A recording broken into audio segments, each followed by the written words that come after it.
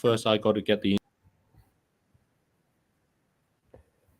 Hello, everybody. Welcome to our second session of the day. I'm Richard Busolato, and with me I have Tim for short. We are fashionably a couple of minutes late because, what can you say? There were tech issues. They have been resolved. We think. We're about to find out, I guess. So, today our second session will feature a new pairing. And those of you who have been with us so far know us a little bit. But without much further ado here, I think we're going to move on to what is effectively scheduled to be the first program of the day. And I was hoping here that we would be able to welcome David back into the studio briefly. Can we see him coming? I think he's plugging away. So, what do we have in store for today, Tim? Can you take us through our rough program, which might be subject to changes depending if we can get live or not connected?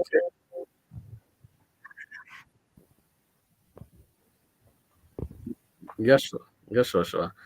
Thank you so much, Richard, and good morning, good afternoon, good evening to all our viewers today on our second day of our 12 days of COP, second session. And today we have a couple of activities lined up. And as we all know, for our second session, we start with a prayer and meditation session that will be led by Core. And then after that, we are going to have a presentation by Eddie Gitonga, who is doing an innovation on intelligent smart bin. And then later we are going to have some conversations with Richard. And after Richard, we are going to have some interesting conversation about women empowerment in the space of environment. And you'll be able to get to understand or listen to the immense work they're doing around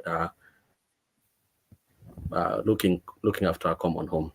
And after that, you're going to have some conversations going through, and then later in one of our activities, which is I Want to Sing, we are going to feature one artist, and he's going to share with us his journey as well. So that is it, Richard, and we're looking forward for great engagement. Over to you, Richard.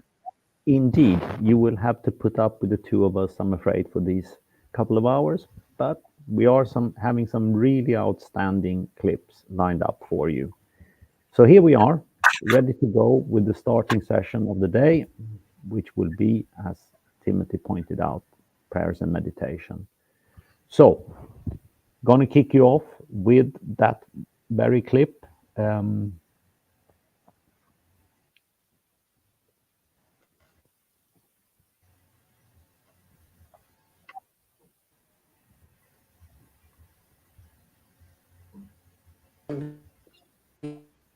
we love or peace itself.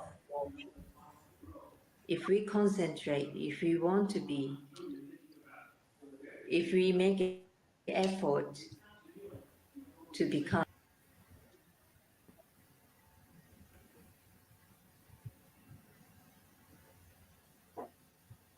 Hi, can I join you?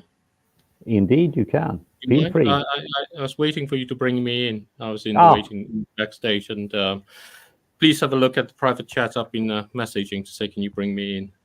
In all along. So my bad. I didn't know when I was supposed to enter.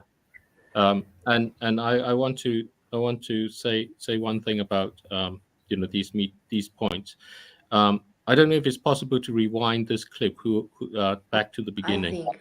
I think if you can, that would be great. Yes, I will do. Yeah. And then if you just pause it for now, you can just pause it for the moment and just rewind to the beginning. Yeah.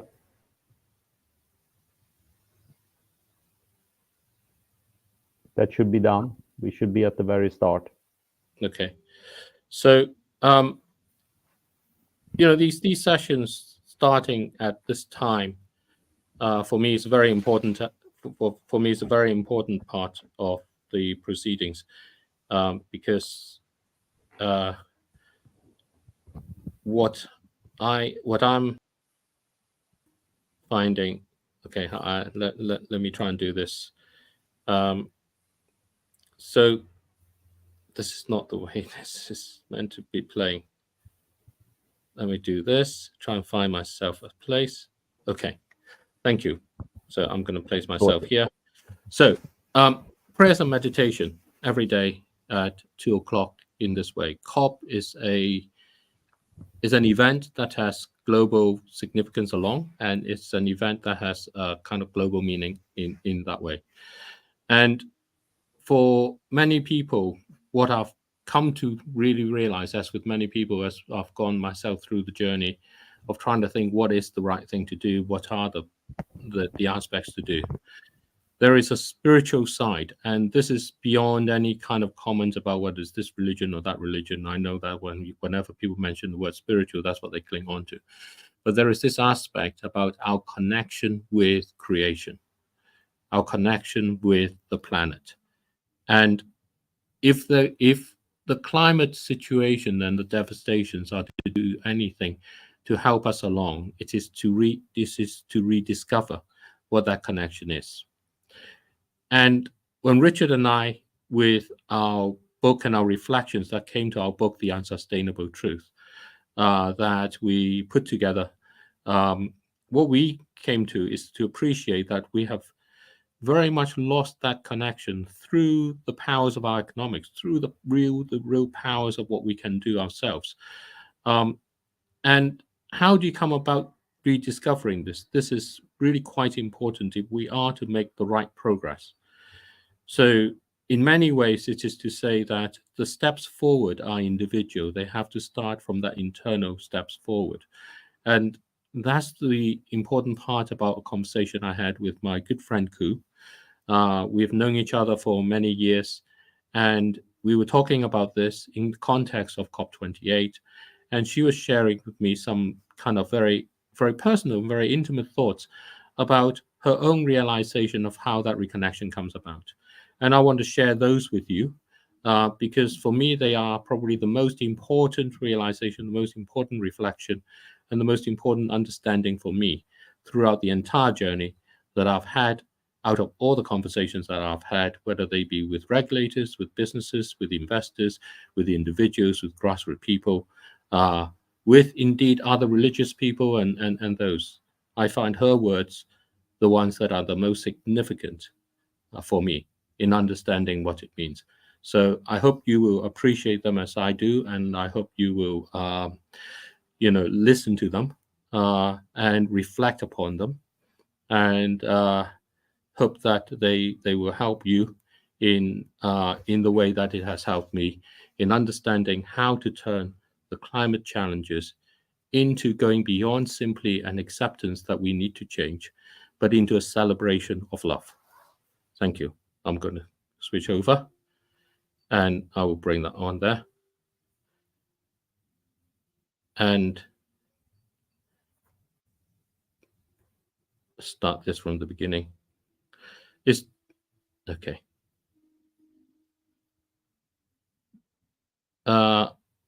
I think the person who loaded this needs to be the one in control of it, because I'm not hearing the audio through.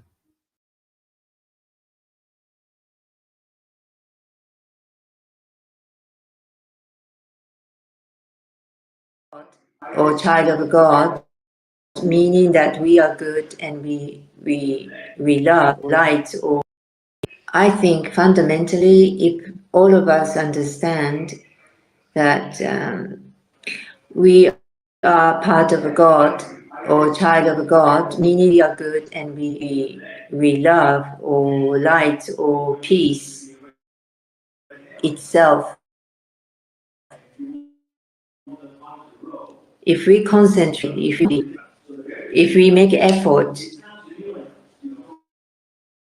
to become God, the consequences are all good, meaning that we help each other, we will be connected to each other. We do not wish anything bad happen to us, to animal, to anything on the planet. If we call it is a truth. Think of this or try to find, what is the truth in our life. And those people who are getting there understand, while all the others who are still understanding a material side of the world, it would be very difficult. Because as you say, we in the past, we learned to solve, there's a problem, we solve this problem. But it's all connected. It's just one facade, the same issue has a different story or faces. So Yeah. if we understand that, so we all unselfishly love where we live, this planet, and all the human nature, and then we have different worlds, and obviously it's far from it, and it's very hard for it to get there. But that fundamentally, that's what it is. And if I think some people start understanding that, and I think that's why people wants to do something, environmental or whatever they do understand to make it better. Therefore, I think, Cynthia's approach is good because she thinks that all of us who do understand, timeless space and connection with the universe, or God, whatever you call it, and then we work hard for it, for the not just the individual, but whole people as a whole. I think we all raise our vibration. That will help everybody to be a lot more consciously. And, we can do a lot of things. It falls in the right place, I believe. And I think this is happening now. I am not the expert, but I've been watching a different people talking about this evolution, conscious evolution, or genetic evolution, or astrological evolution of our humankind progress. It seems, we are a period of this era, time is over, and we're going down. And I think that's why we have all these conflicts, and we had so many calamities, and we are heading a better place, that's for sure. And therefore, even more, we have to help everyone to feel, it is important now. We shift our mindset or consciousness to understand better why we are here or what we are.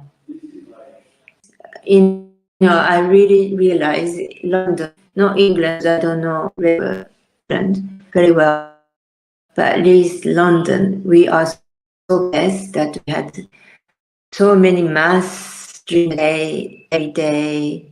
And here, even Sunday, 3 minutes away from here, very historical church, and I sit there in the beginning when we moved here because there was nowhere to go. I haven't been to mass for nearly 2 years.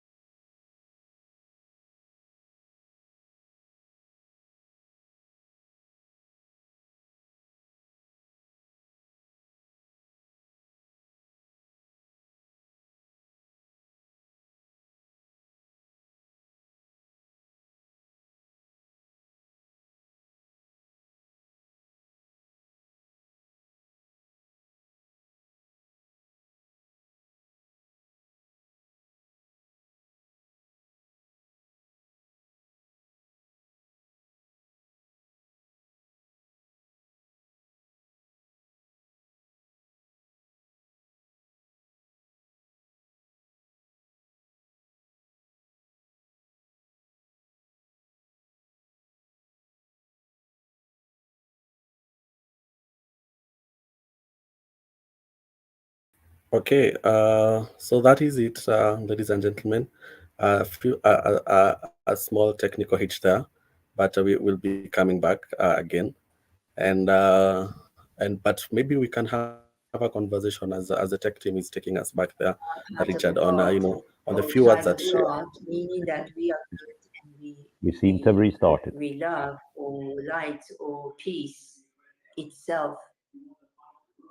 If we concentrate, if we want to be,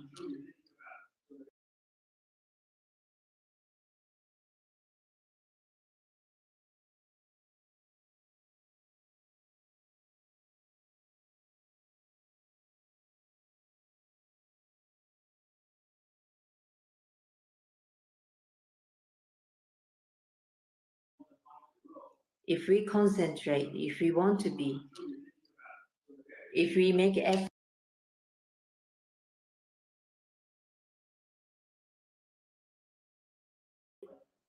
to become like God, the consequences are all good, meaning that we help each other, we will be connected to each other.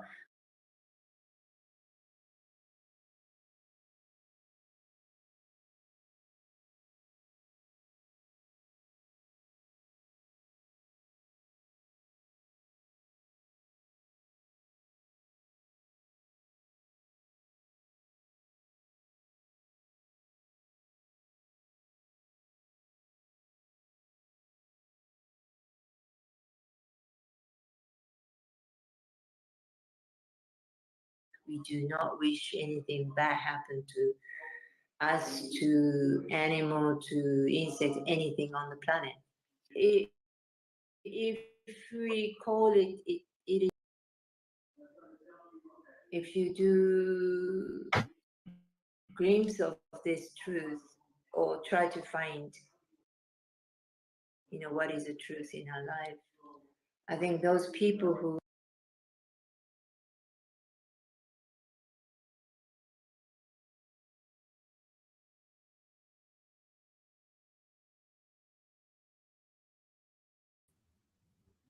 are getting there understand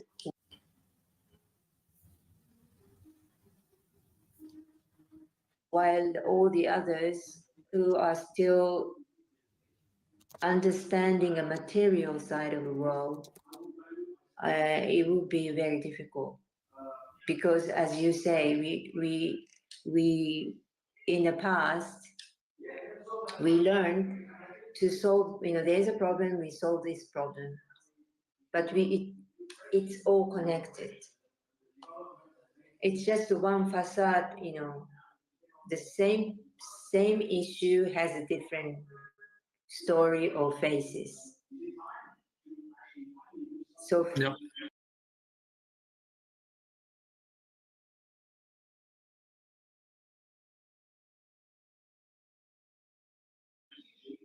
if we understand that,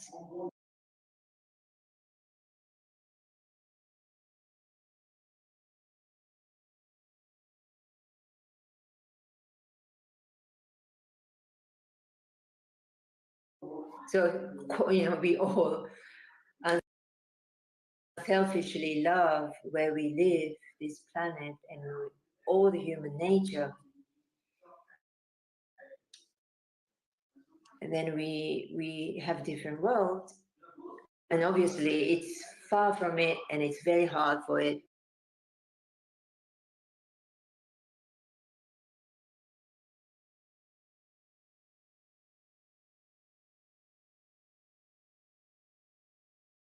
to get there. But I think fundamentally,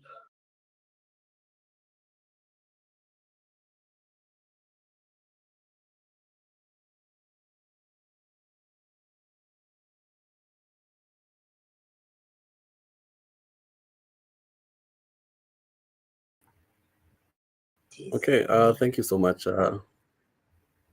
Thank you so so much for that. We just developed a technical hitch, but I think maybe we can, for the few words that we've listened to her, which among the things that she was sharing was, the importance of taking care of each other even during this, in times of calamity, and also, acknowledging that we belong to God.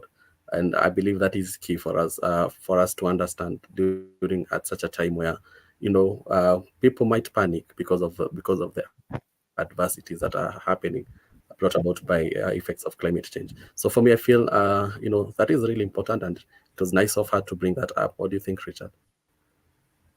Yes, very profound words. Unfortunately, we had some buffering issues, but sometimes those things happen. And we will indeed show that clip in full and give it the time and the consideration it deserves at a later stage.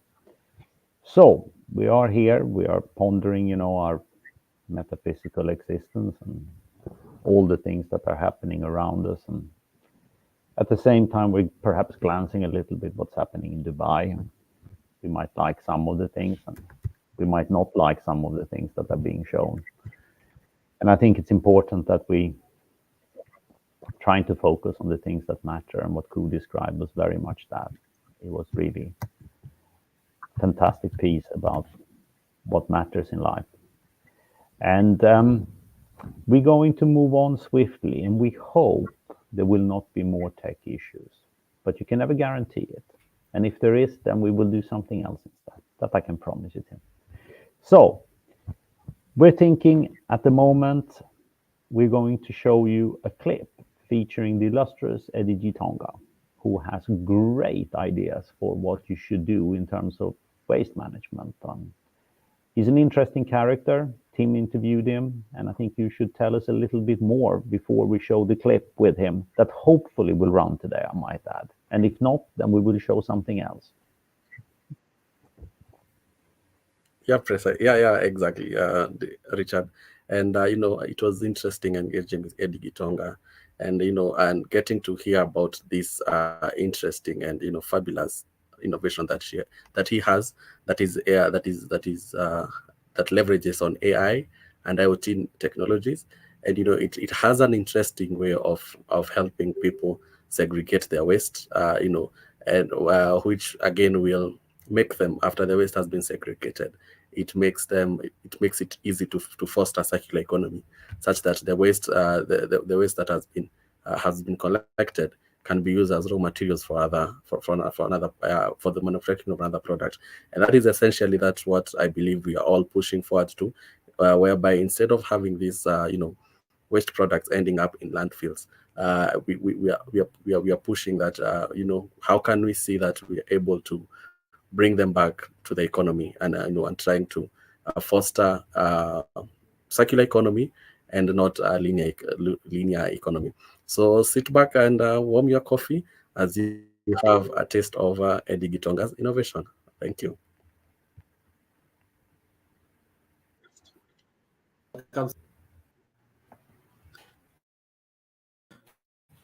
Good morning, good evening, good afternoon to everyone from where you're joining us from. Been project, which is an innovation that is geared towards controlling waste, ensuring that we have sustainable cities across the world. So welcome so much, Eddie. Looking forward for a great conversation. And to start us off, kindly introduce yourself, Eddie. Thank you so much.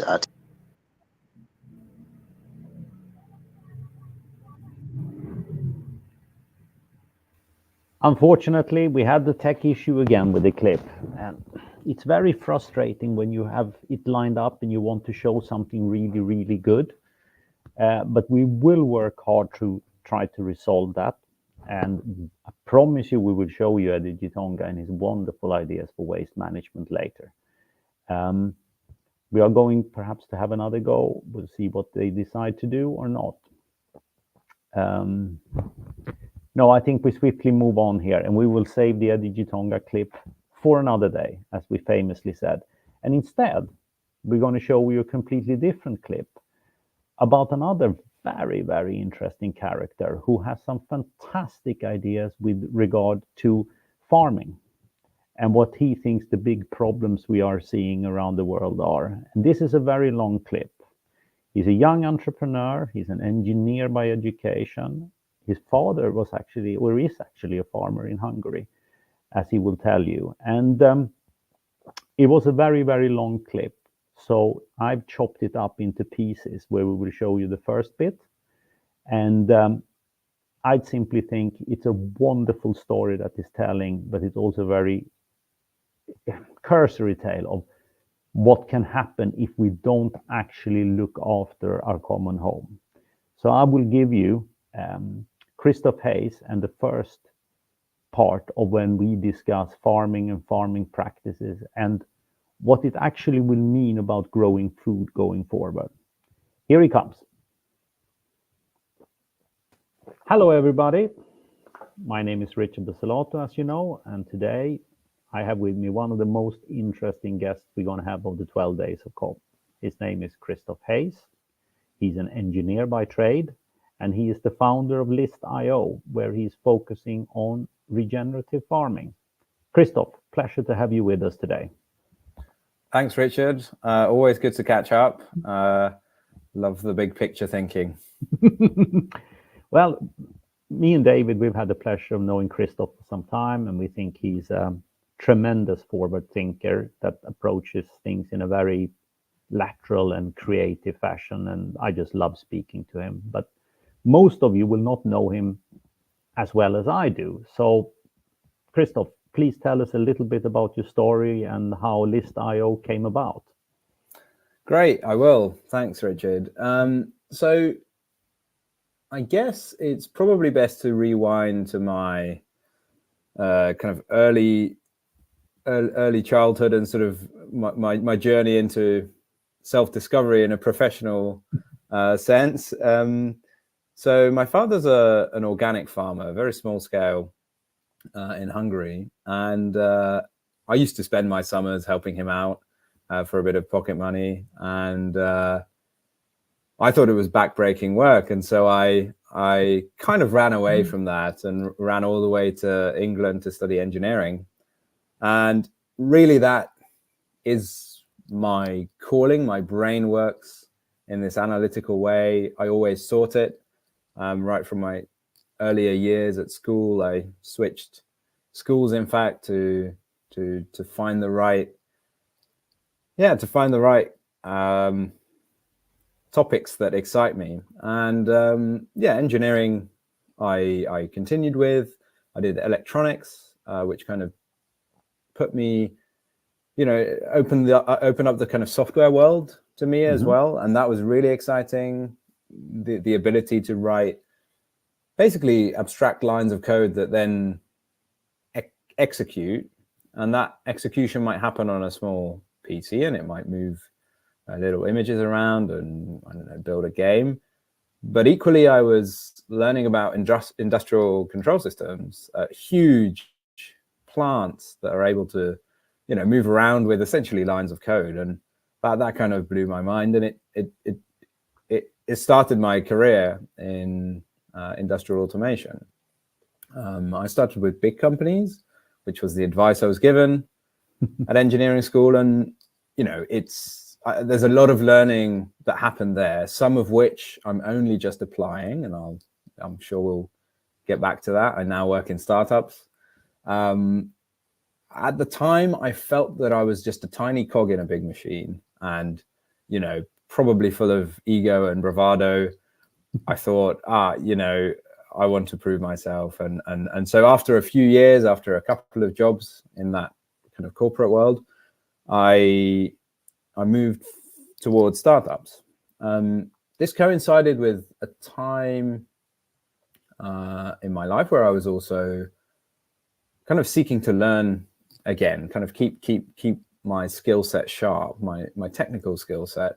I was drifting a little bit away from the doing in the corporate world and into more commercial roles, which were great, more learning.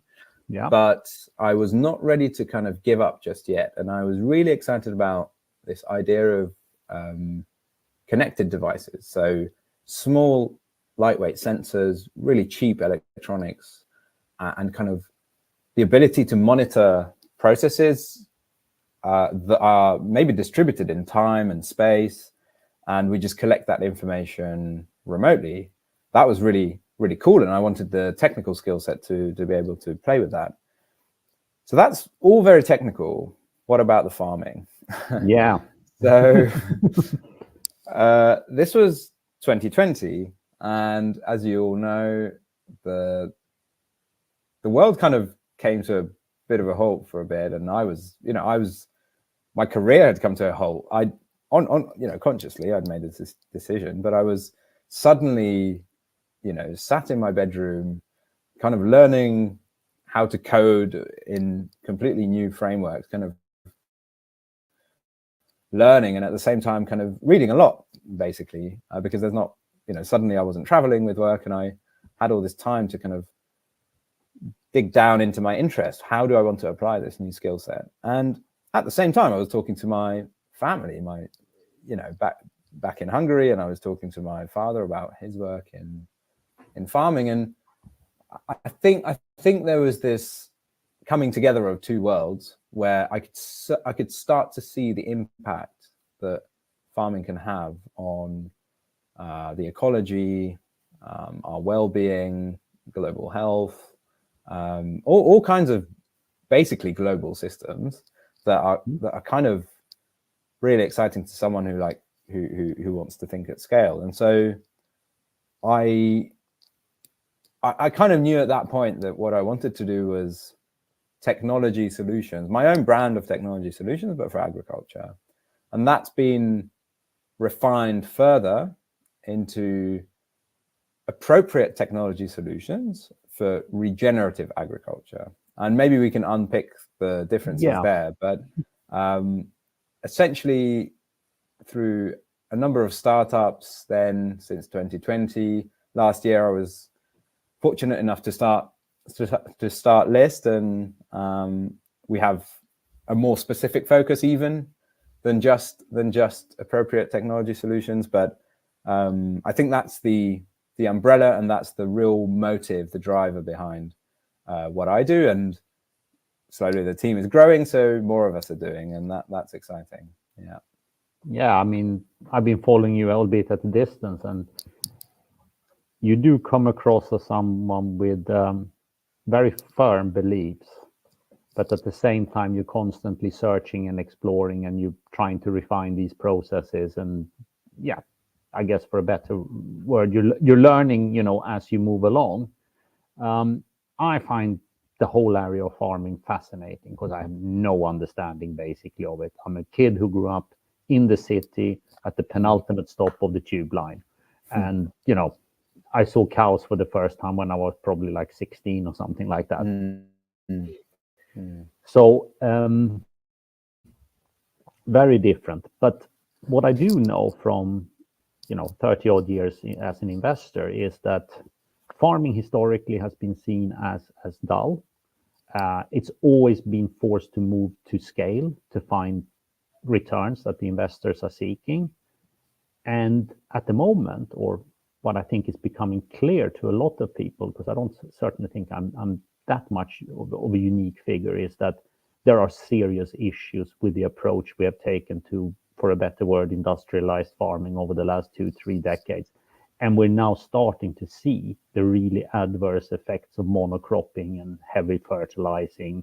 And we don't know, I guess, yet what GM will lead to.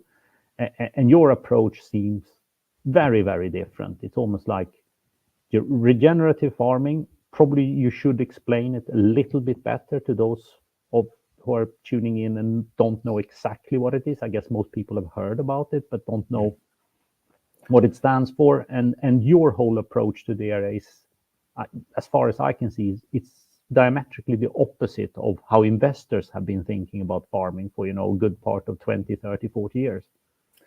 Yes, I mean, that's really interesting kind of observation, Richard. And I would say that your ability to interpret, like you said at the beginning, charts and numbers that tell you a story about how the scale of the issues that are coming down the track towards us very quickly is makes you quite unique in that way, and the ability to talk about it. So, you know, that's great, and I think we need a bit more of that. And I think in your book also, that's what struck me that you wrote with David about there's a scene there, or a sort of moment when you say, you know, you're waiting for a plane and it's delayed, and the reason it's delayed is because of climate change, and it's no longer a kind of, you know, it's a human-made but environmental factor, and it's large. It's a large systematic problem that needs solving, and you know, the first step of solving this type of problem is recognizing it and quantifying it and talking about it, and kind of understanding the scope of it.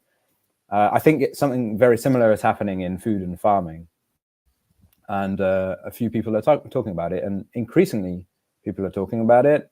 I'm particularly interested in the farmer perspectives in this, because they're the ones on the ground. They're the workers of this industry, and they are very few. I'm mostly going to talk about the kind of Western European or Northern Hemisphere industrialized agricultural context that I know a little bit. And I don't call myself a farmer because I've never done it, but I am aware, because from my family background, about some of the underlying core values and principles around farming and growing food in nature and nature itself. Those have been with me since, you know, the dinner table conversations that I listened to as a kid, and that's what, in a way, you detect the surety in my approach. That is where it comes from. But I don't know the nuts and bolts of farming, and I don't know the industry. And this is where, you know, I'm working with others and building partnerships with the list, and some of them are becoming really quite strong, with the type of farming businesses, with the type of farmers and individuals who believe that the current system or model isn't working for everyone, and contributes maybe to some of these issues instead of solving them. And the I don't know about hope, but the good news is that there is an alternative. We can grow food in a different way, and this is what I'm exploring. And I think regenerative agriculture as the term is used a lot, right? It's very broad, and in a way it's broad on purpose. So some people may know about organic farming, right? So organic food in general, and that means that tends to be certified, and it tends to be kind of chemical free. And I'm trying, I'll use this as an example to explain why the regenerative terminology is different and helpful that it's broad. So with organic, the terminology is very fixed. It's fixed along these lines that are captured in certifications, and therefore it creates a sort of black and white. You're either organic or you're not type distinction.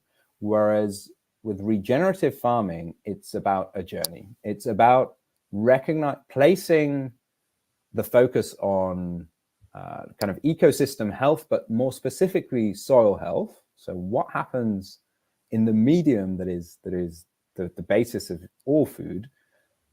What happens there, and kind of protecting it, you know, placing it as almost as a priority. And the side effects of that are manifold, and including better food production outcomes, but also better environmental and ecological outcomes, which we can talk about some more. But back to the terminology, what it allows for is a broad movement that people can get behind.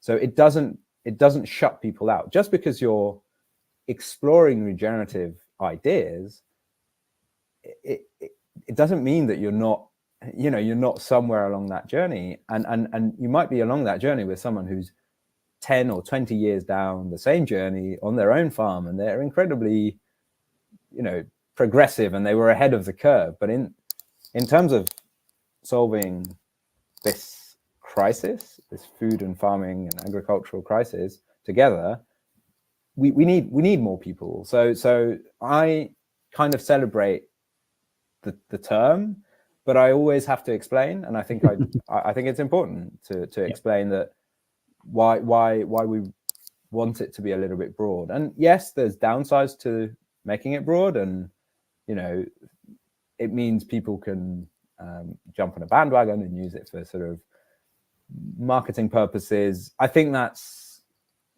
a necessary evil, or you kind of have to accept that as part of the trade-off. But that's how I currently think about it, Richard.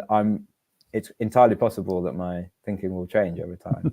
Yeah, your facts change, you change. I think that's a pretty open-minded, correct position to take. But it's an area that is garnering a lot more attention, is my sense, not necessarily among the farming community or among investment profession, but it's actually reaching the broader public. And it feels like we have a new generation of consumers who conscientiously are making choices that perhaps my generation, being a fair bit older than you, never made. Maybe because it wasn't known very well about these practices. And I think, obviously, farming, when we're talking growing various types of grains or fruit, is kind of different from animal farming. Animal farming has got a lot more very negative press over the last 5-6 years, and judging by some of the footage that has come out, I think you have turned a reasonable amount of numbers into vegetarians for good reasons. But there are clearly very, very abusive practices going on in more traditional grain, fruit, vegetable farming as well, that depletes the soil, destroys future ability of us to continue to grow food, etc., and also with water extraction to keep some of these farms going is absolutely huge. It's a vast area, and we don't have infinite time to tackle. But from your side, what do you see as the biggest challenges, for regenerative farming to really take hold, but also for farming at large? What are the real challenges facing the industry as we become perhaps a lot more conscious as consumers about what we eat? Yeah, that's a really good question. And I guess I want to reiterate the fact that I'm only talking from my position in the world, which is a very privileged one, Western Europe, Northern Hemisphere. But what I understand to be the case here is the history of farming maybe is worth looking at very, very quickly, very broadly. Some of these practices that we're describing are not new at all. In fact, previous generations were farming close to nature for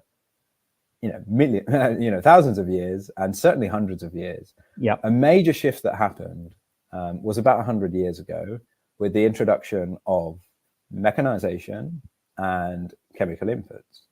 And these were really, incredible tools in terms of providing rapid increases in outcomes. By that I mean kind of yield and reduction in labor required. But that is a trend that has continued since. So what that means now is that we have models, food systems, where we measure output in terms of yield. So how much what tonnage of wheat do we get off a particular area? And that's the predominant metric. That translates to, ultimately it translates to economic,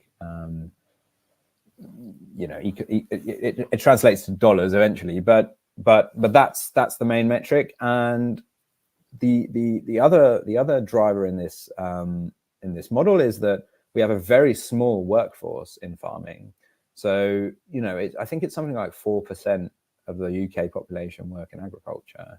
So that, and that probably includes farm owners as well. And, so the farm laborers are reliant on, heavy, large scale mechanization and automation where possible. And I'm not saying, so I don't think that's in itself a problem, but I think we need to recognize that for a part of our economy that is so critical. I mean, all of us eat 3 times a day, and are essentially it's a very basic human need, food.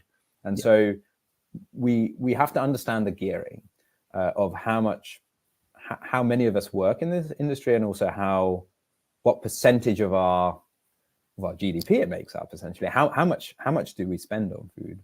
And there's an argument to say food should be as cheap as possible, and that's fair. I don't want to open this up to the global context, but in wealthy countries, what we can start to recognize is that food, when we pay for food, we also pay for underlying services that are provided by that small agricultural workforce, who are also safeguarding our landscapes, looking after nature, ideally, and providing a variety of different kind of services to our economy. If we don't fairly compensate them for those, and we only focus on the tonnage of wheat per area, then they will, and they're squeezed in a kind of economic system, then that will be number one priority, and the rest will kind of start to fall behind. And I think this is some of the, these are fairly kind of big levers that I'm describing, but I think these are some of the trends that have led to a rapid reduction of kind of topsoil, a rapid reduction of biodiversity, and a huge increase in the number of chemical inputs that we use, the number of the cost of some of these inputs. So a farming business is really tied in to an economic model where they have no choice but to have a high output, because their input costs are also large. And so regenerative agriculture, which is kind of focused on building resilience in ecosystems, but also resilience economically, helps farming businesses look at this model and try and work on reducing their dependence essentially on expensive inputs, so that they have a little bit more breathing space and can start to reimagine their outputs. And this is really interesting and a kind of economic story, as well as an ecological one, right? So I've been quite interested in this, and I kind of read about it, and I try and have conversations about it with the farmers. And I think the farming community are really, really sensitive to the economic story. And so that's a real way in, I would say. And there's some really good examples of companies who are starting to do good work and making these options viable for farming businesses. And as a result, they're starting to have ecological impact as well, which is huge in my mind. That's the shift that we have the potential to have.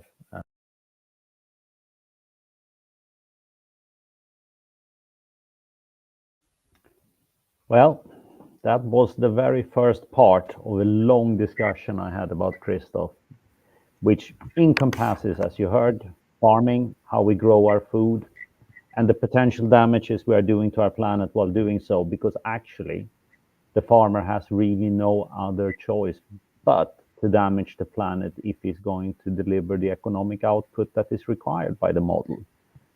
In the following clips, which will be shown later during these 12 days of COP, we move the discussion on further, where we talk about what can be done, the big benefits here seen with a different approach that is always based on the economics, and this is worth remembering. And we are going to finish off those episodes when he talks about what he sees as the biggest threats. And I advise you all to stay particularly tuned for that session, because the picture he's painting for the future is scary in many, many ways. But enough about that. So, Tim, you watched it with me. Yes. What conclusions do you think people in Kenya will draw from his approach to farming, which he readily admits himself is very different, because he's basically looking at industrial farming in the Northern Hemisphere and UK in particular? Yeah, thank you. And I must say that I honestly admire the, you know, the knowledge oozed from the presentation about, the whole thing about regenerative agriculture. And from my end, I see two opportunities in this. One is ensuring there is food security, and the other one is uh, looking after a common home, which is looking after Mother Nature Earth. And when you talk about maybe things to do with uh, looking after a common home, we know right now the biggest threat is carbon emissions. And with regenerative agriculture, it proposes practices such as cover cropping and reduced tillage, and these have go a long way to sequester carbon in the soil. And this is just one of the amazing ways in which we can be able to mitigate effects of climate change, because we'll be able to offset the carbon. So looking at it from my from a point where um, I'm looking to see how how I can look after my common home. Then regenerative agriculture introduces a great idea. Also, one another way is enhancing soil fertility.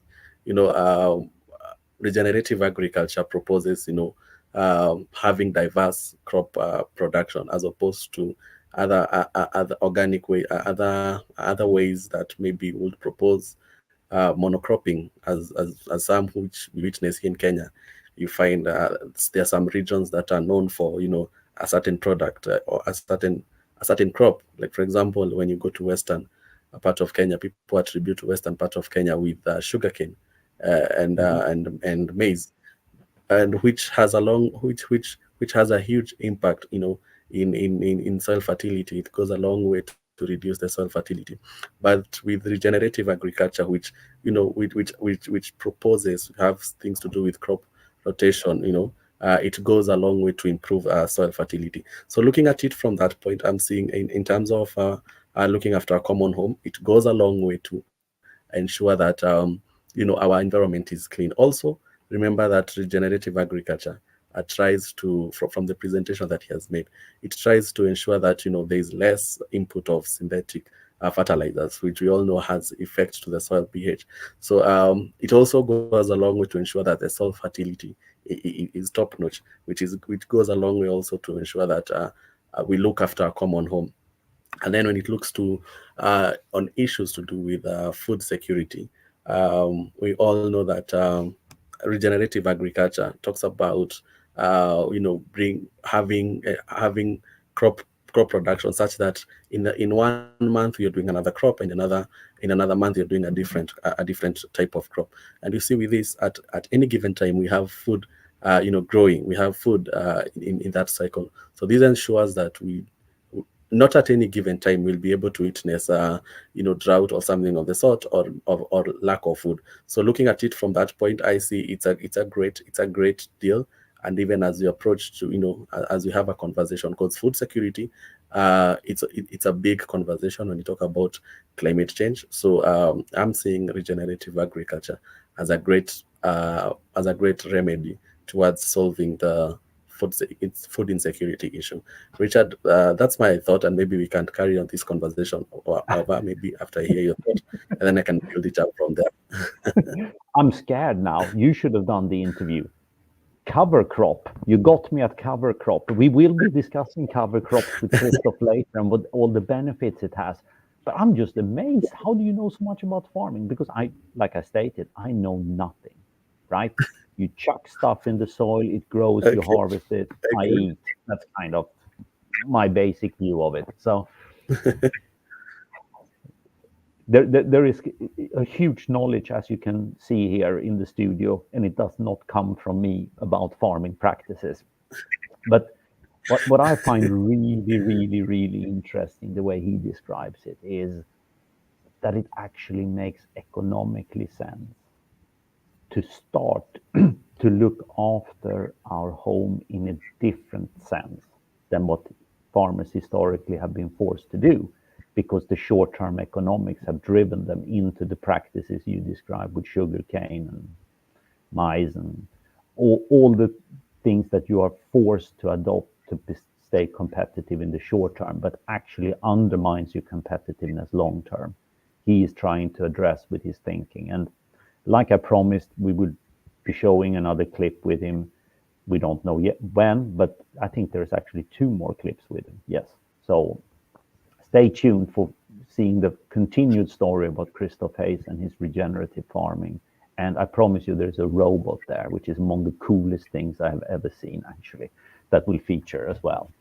However, now we talked a little bit about food, the importance and the damages. And Tim, like me, he's obviously a little bit apprehensive and scared, but he's also he's seeing, like me, there is another path, and it's very interesting hearing that the similar story is prevailing in Kenya as it is in the UK, because here it's a big debate, and it's one we're going to follow with interest. Moving on swiftly, we're going to show you another couple of clips here before we have actually scheduled a fireside chat in an hour. So you will be stuck with just the 2 of us for another 60 minutes. Then you will get rid of our faces, I promise you. Now we're going to go to Kenya in a different way. And we're going to be looking at, in some ways, very different story, but there are connections between the 2 that I find really, really interesting. So, Timothy, what have you got to tee up for us next here, really? Oh, thank you, Richard. We have an interesting story about how young women are taking stage in trying to offer solution in our communities. And we have an amazing story by Latoya, who is a young girl, a university student, and he's championing a great project whereby it's called the Northern Project, which aims at engaging communities in projects that are aimed to improve their livelihood. And it's so bold of her because she comes from a patriarchal society where women are not supposed to take such initiatives. Women are supposed to take a backseat.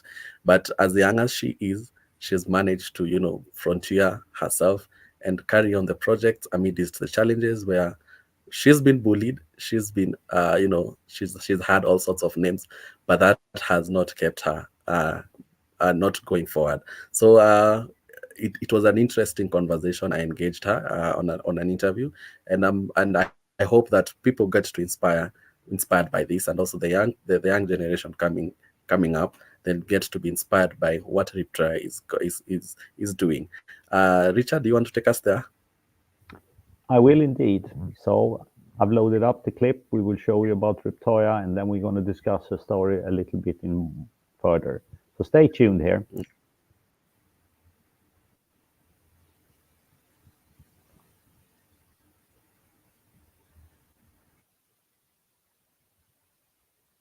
Good morning, good evening, good afternoon to everyone from where you're joining us from.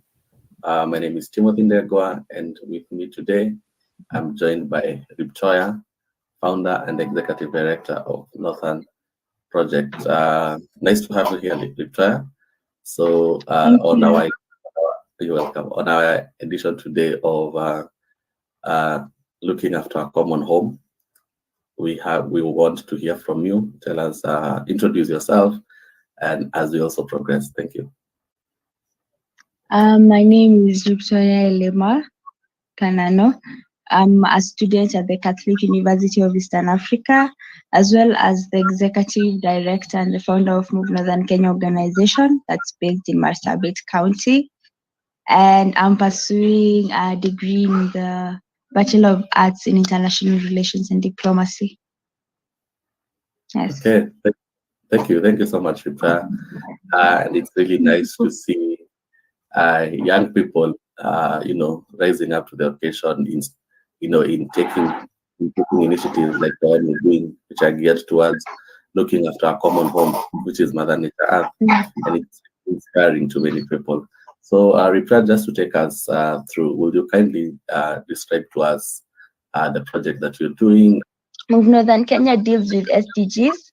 We have a zero hunger, gender equality, quality education, climate action, and climate action, clean and renewable energy, and clean water and sanitation. And then lastly, we have peace, justice, and strong institutions.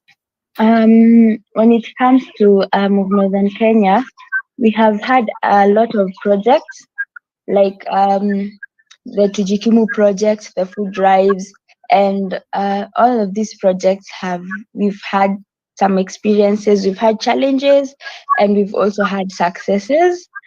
When we look at all these, we decided to combine them with community-based strategies, because these are the things that affect the communities at large.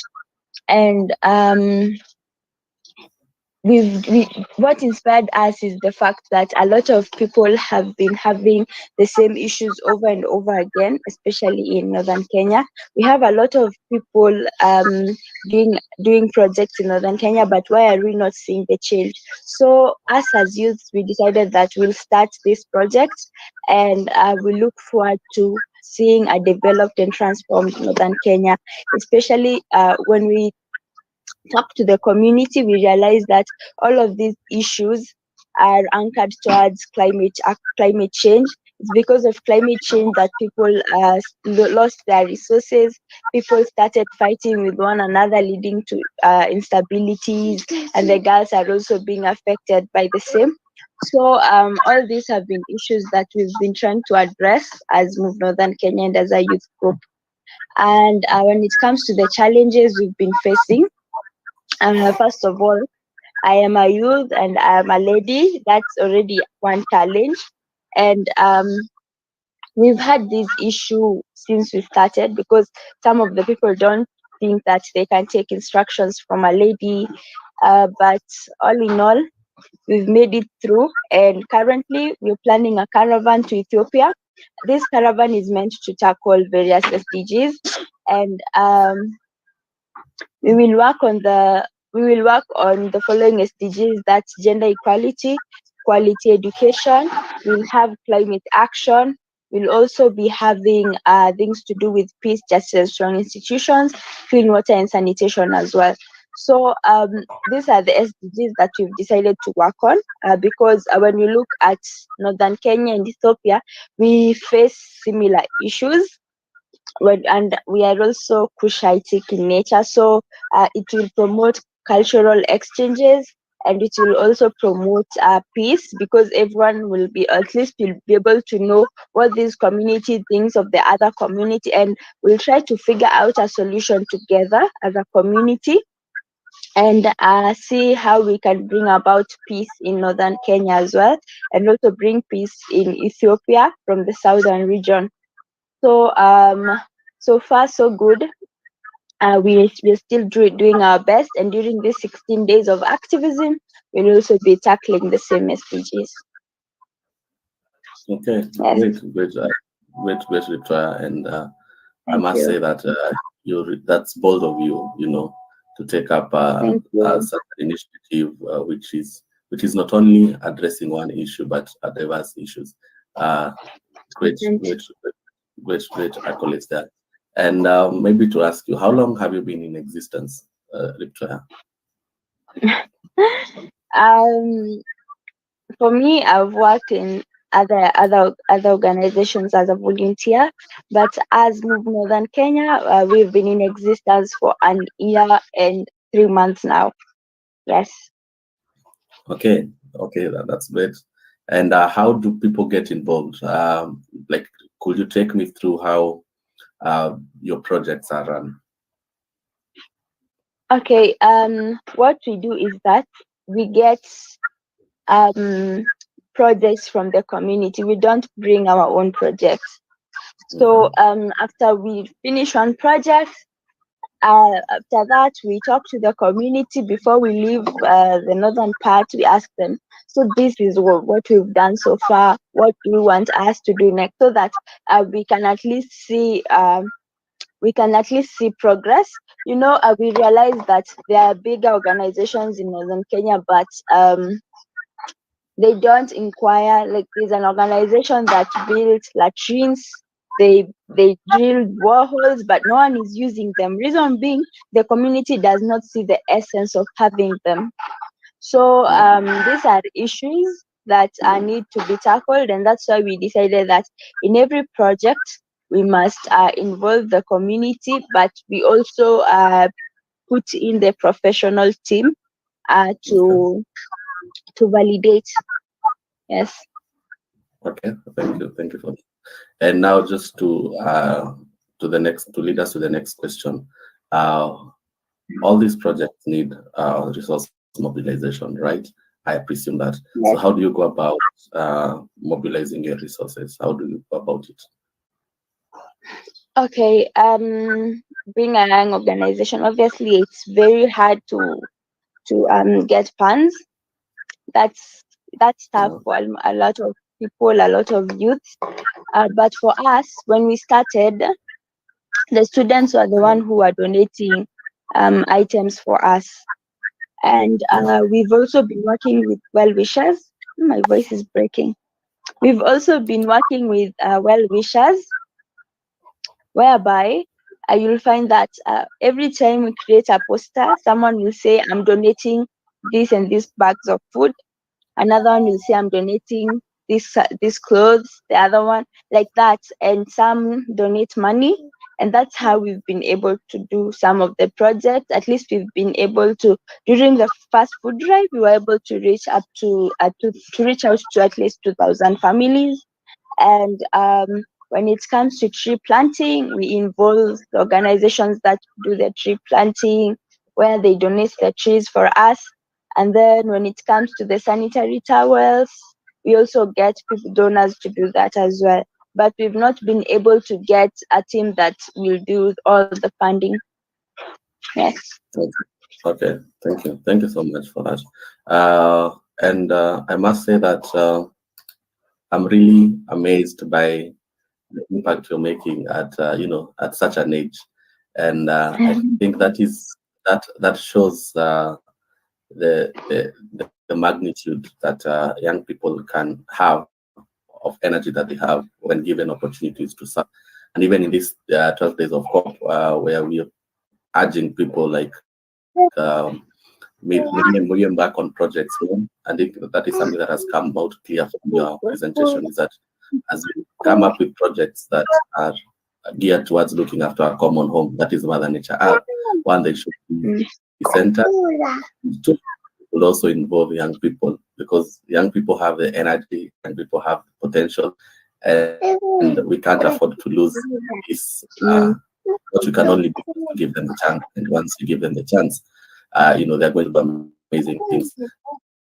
As we're almost getting to wind up, so what you're doing, I believe, has inspired people, young people out there, and also older people, people in the older generation.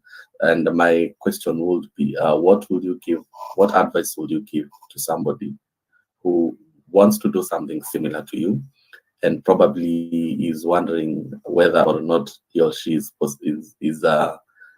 up to the task? I mean, you're doing things that you're serving communities who don't have high regard to women.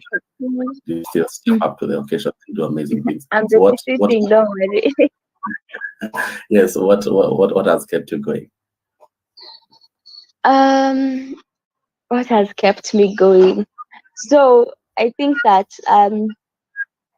if someone wants to do something, number one, it must come from the heart. Because if you do a project looking at the finance or maybe the profits that you'll gain from there, that might not be possible. For example, people think when you're starting the organization, you have a lot of money. For us, we tend to not have money at all. We don't have it, but at the end of the day, God just makes a way for us and we get it. However, if you're doing something, you have to do it from the heart. And a humanitarian work calls for a lot of patience. There's a lot of challenges that you face along the way, but you need to have that patience. You need to do it with love, so that it cannot be a profit thing, but it can at least help the people you're helping. And when you're dealing with organizations, always remember to listen to the voice of the common mwananchi before doing big projects, and then you end up wasting resources which you would have used to do something else. So I think that the only advice I'll give from all that is do whatever you want to do from the heart, and don't look at the money that you'll receive from doing it. Yes. Okay. Wow, nice way to end this conversation with prayer. And again, I must say that personally, I'm really inspired by what you're doing. And the sky is only the limit. So keep soaring, keep going, and you don't have an idea of what the future holds for you and for your entire team. Thank you so much. That was nice having you here. Thank you as well.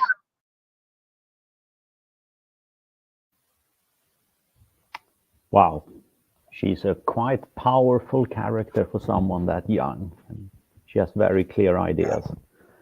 I agree. I must say I'm in awe of the assertiveness of such a young person in what she wants to achieve. And she certainly is a powerful young woman. Yeah, she is. Yeah, she is. She is very. And I think one of the things I picked from her was women inclusivity in in the whole conversation about climate change. Because I remember even during last year's COP, that was COP 27. After the event was over, there was this this conversation that felt that women were not fully represented at COP, and seeing her, being at the forefront in championing such great moves. I mean, I don't know if Richard, you know how it means to be in a patriarchal society. Maybe if I can depict One a day picture I will for you. find out. It's a society where women are just, seen as, as tools. Their work is just to give birth and look after home. That is, they're not allowed. Yep. They're not allowed even to have to make even a decision of themselves personally. And there's a joke that goes that when you meet when men meet in town, in a local town, and one man tell the other man, go say hi to your children. So the woman is also included in the children. So it's actually something else to be in a patriarchal society. So seeing her championing such thing, and she actually alluded to it, that her being a girl, when she was sharing about the challenges that they've faced, her being a lady is a challenge, and it's really amazing, and it brings out a sense of probably it's a time that we have a conversation on let us give women an opportunity to exploit the potential that they have. And we've seen at her tender age, he has done it. He's doing such great things. So how about if we give women older than her, what great opportunities will they offer to the world? So I think I'm listening to her, I see boldness, I see potential in women, and I see us having a conversation on women being given front seats there, and to champion these conversations. My thoughts. Oh, I mean, I think she gives a whole new meaning to the word girl power. It's yeah, she might not be old, but she's got very clear ideas, and she knows how to express them incredibly well, very eloquently. And like you said, it's I can't really imagine the patriarchal situation in where she lives, but I can kind of imagine it. And she's clearly showing that there is another option, and there is a freedom of choice, if you like, which I tend always to be very, very pro.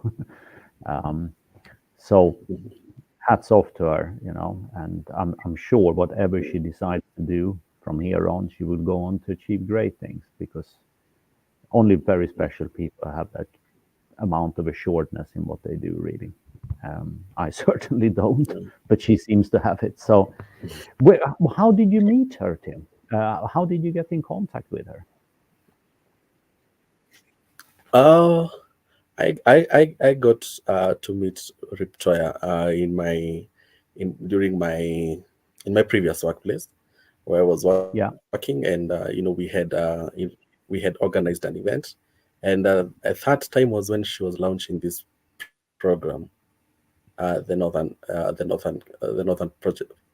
project, and we had a conversation, and I would see the enthusiast in her when she was taking me through a caravan that she was organizing to Isiolo. Isiolo is the northern part of Kenya, and she would take me through how they're planning to the caravan, how they're mobilizing resources, and how they're planning it, and I could tell, at that glance, and that she was up to something, and it actually materialized. And together with her team of young people, they were able to mobilize resources. They were able to organize even and engage with local people, and you know and I would see her mastery of her craft. You when you hear her talk and say that, if you have to do projects, you have to do projects that are actually people-centered, because it's true. I'll give you a funny story.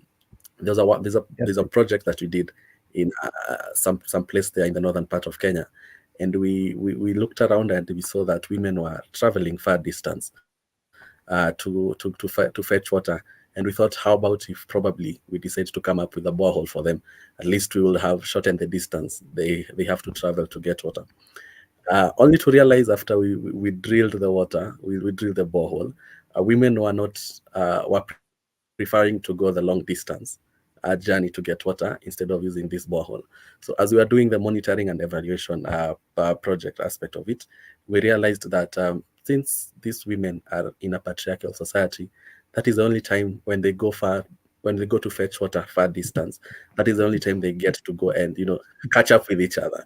So us bringing the water closer to them, we were denying them the privilege to go and catch up with their fellow women. So we learned something we didn't know, because we had not understood the culture of those people. So as Riptra is telling us that, when we embark on such projects, they have to be people-centered. They have to resonate with those people, and that's actually what she was doing. And to me, it brings also it talks volumes on what young people can do as far as Yeah. making our environment and our community better if given opportunities.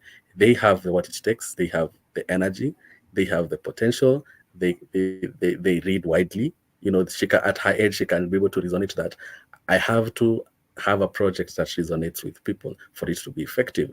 So I think, if young people given opportunity, indeed there is a much that they can do. Yeah. No, she certainly proves that, I think, with abundance in terms of what she's achieving. And I love the story with the borehole, by the way, because actually it makes total sense. And I'm very sorry for you that you were not successful in shortening their walking distance to that particular source of water. But there you go. You can't have everything in life, Tim. That's just what it is. Well, Yeah, well, well. it is what it is. There we are. So clock is ticking down. We've saw this amazing young woman at work in northern Kenya, like Tim portrayed, how he got in contact with her.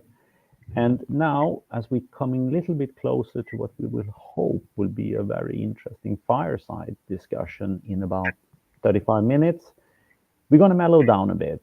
And the reason that we have these kind of clips is that we go from really, really serious issues that we described to something that is still serious, but not in the same way. And I'm talking about music here. And music for me has always been hugely important. It's been a large part of my life, and it's always stood for something tangible, solid, and you're able to take refuge in it, whatever period you're facing. And during these 12 days, we've actually managed to meet a lot of very interesting artists from literally all over the world. And we're going to show them their music, but most of all, they're going to tell their story about why music is important and what brought them into music and how they think about music as a medium for what they are doing. And today, we're going to be speaking to a, well, relatively young Norwegian chap. He's certainly younger than me, but he's probably a bit older than Tim. And he's called Brudini, and he's making music in many styles and fashion. I think he's an immensely interesting character, and he's very, very talented. And I managed to interview him just a few days ago. So this is really, really hot and fresh off the press. And I hope you will be enjoying this clip, just as much as I enjoyed making it. And when that has run its course, hopefully then we should be more or less ready for our final session of the day, which will be a intriguing fireside chat. But until then, I'm going to load up some music for you. And here is this chap I was talking about, a young Norwegian artist, up and coming, making super interesting music, I think, from so many different influences. He's called Brudini, and here he is. Hello, everybody. This is Richard Busolato. With me today, I have another up-and-coming musician, Brudini, from Norway. Actually, not even Oslo. He's from the place called Bergen, which is, I think, Norway's second or third largest city. And here he is with me. And he's going to tell you a little bit about himself first and how he actually got into music. That's where we're going to kick off. And as you can see, we've really caught him in his element because he's sitting in his studio, he's surrounded by instruments and fancy electronic equipment. So we might even ask him to play a tune later. Without further ado, Brudini. Hey, Richard. It's a pleasure to be on. Yeah, actually today I've been working on. I have a performance on Sunday in the Grieg Hall in Bergen. Very nice. Where it's a group of other people, and we're doing kind of an experimental poetry collaboration. So I've been recording a poem and adding a soundscape around it today. Wow. But yeah, this is my home, so this is where I live and work. And where the magic starts. Exactly. Yeah. I mean, it sounds... Magic ends. It does look amazing to be able to have that at your fingertip, and just reach out whenever your spirit takes you into that composing mode or performing mode and working on something that just pops into your mind, I imagine. I mean, it must be a huge luxury in a way to have the equipment so close at hand and not having to venture and get to a studio before you can start elaborating on things. It really looks fantastic. So, growing up in Norway, how did you get into music? Because it's the life that many of us as youngsters aspired to, It was the lifestyle of choice if you actually had the talent to be able to do it. But some of us just didn't have that talent. Obviously, you do. What brought you into music to start with? I've always been into music from an early age. My parents would send me into, to have piano lessons when I was a child. I never enjoyed the sight reading and learning these classical pieces. To me, I could spend hours just improvising on my own. Yeah, then I played in a couple of bands as a teenager. I started my own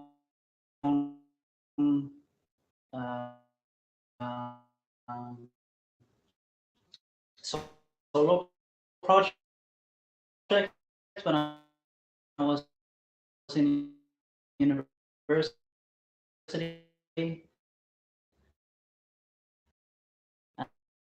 And to go fast when you're having fun.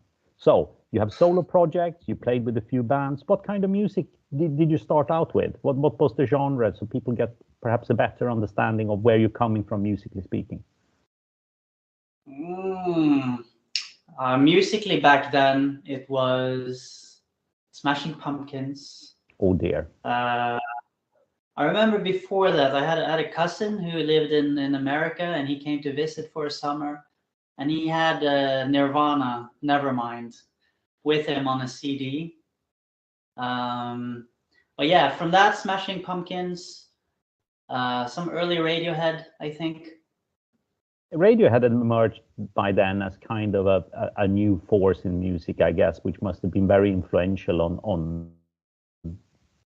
people setting out their journey like you did, because they were really not a game changer, but they had a new sound when they came on board, and they became quite influential, I think, for a lot of bands, just like Nirvana was. But Nirvana perhaps for other reasons as well, because of the whole myth around such a short career. So those are your influences. Yeah, I kind of came from a bit of that punk, raw energy, saturated guitars, in an artsy way. Radiohead probably then took it a step further, because I remember when they came with OK Computer. Yeah. It was very late 90s, wasn't it? That was like something no one had ever heard before. Oh, it definitely hit the scene in a way that, you know, people took notice. If you were the least into music, you heard about them, you read about it in magazines, that these were new kids on the block and they were doing different things. And I think they're probably more influential than most people imagine in music scene. So yeah, I can see where you're coming from, a kind of musically. But to enhance that further, we're actually going to play the first track with you here. So here he is, Brudini performing.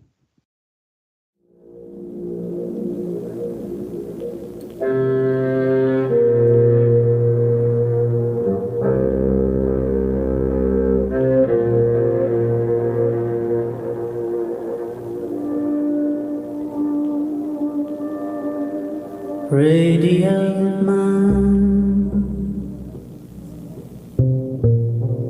90 miles an hour, everything's planned, no room for disorder.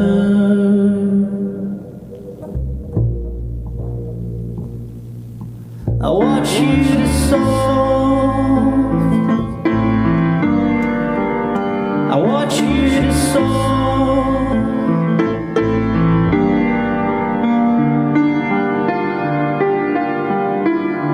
Your eyes light up the sky.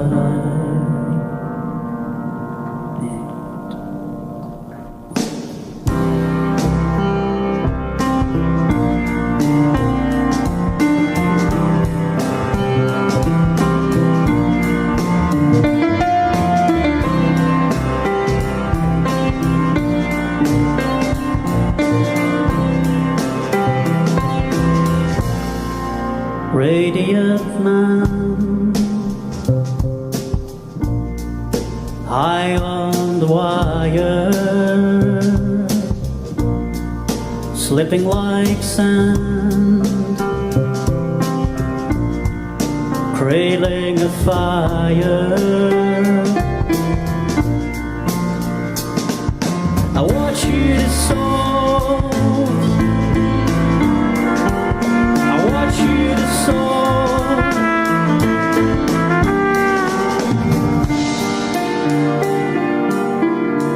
You can't outrun the light while your gaze sinks into the sand.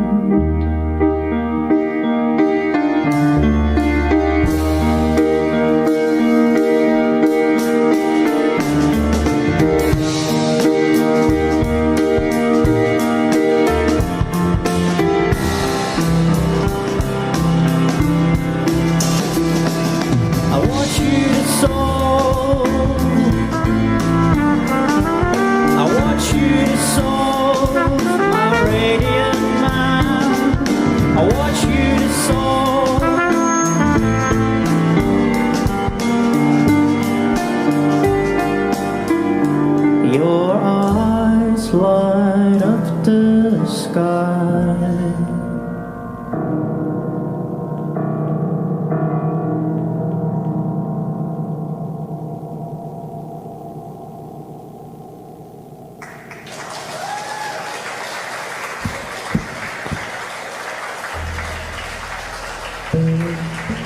tusen tack. Then, because I did a long detour before I got into the music, which was, I played in my teens and my student years. Then I went on to a different career. I went into finance, where I worked in London with you, amongst others, for Indeed. 13 years. Wow. And believe it or not, there was always actually my plan to at some point go back into music.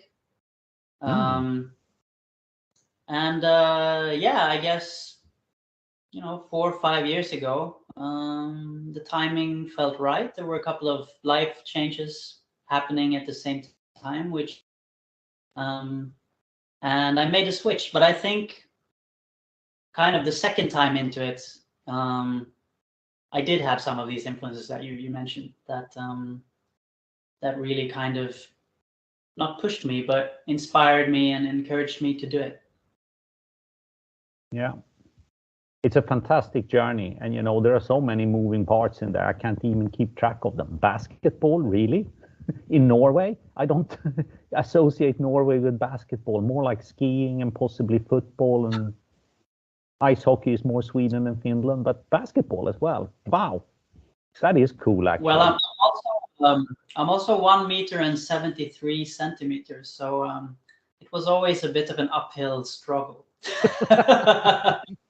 Okay, yeah, I see your point, because I'm a little bit taller than that, but I was always considered quite small to ever play either basketball or volleyball, actually. But let's not stray into the area of sport from music where we are now. So 13 years in London, high-powered finance job, you come back, almost like a second bite at the apple, but you're back where you always envisaged you would end up at some point in your life. Now you're making music. A large part of your life is around music. You're touring, you're playing different venues everywhere, you're recording when you can. Where do you see yourself going over the next sort of 5, 10, 15 years? I'm sure you feel your music has evolved as well on the way. And what musical direction do you think you will be taking from here? Will it always be what I feel is quite experimental and a blend of a lot of things? Or are you going to focus more on one genre, you think? No, I think it'll always be a blend, an experimental blend of things.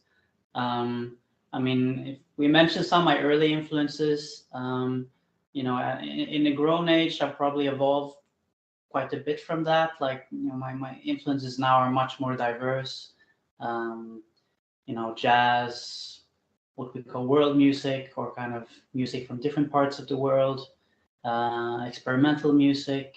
I love classical music, and like the material I'm working on now it's a little bit all over the place, actually, ranging from kind of experimental songwriter to krautrock to, like, today I'm doing it's a poem basically with a 7/8 beat in the background and kind of drones and piano. So it's very diverse.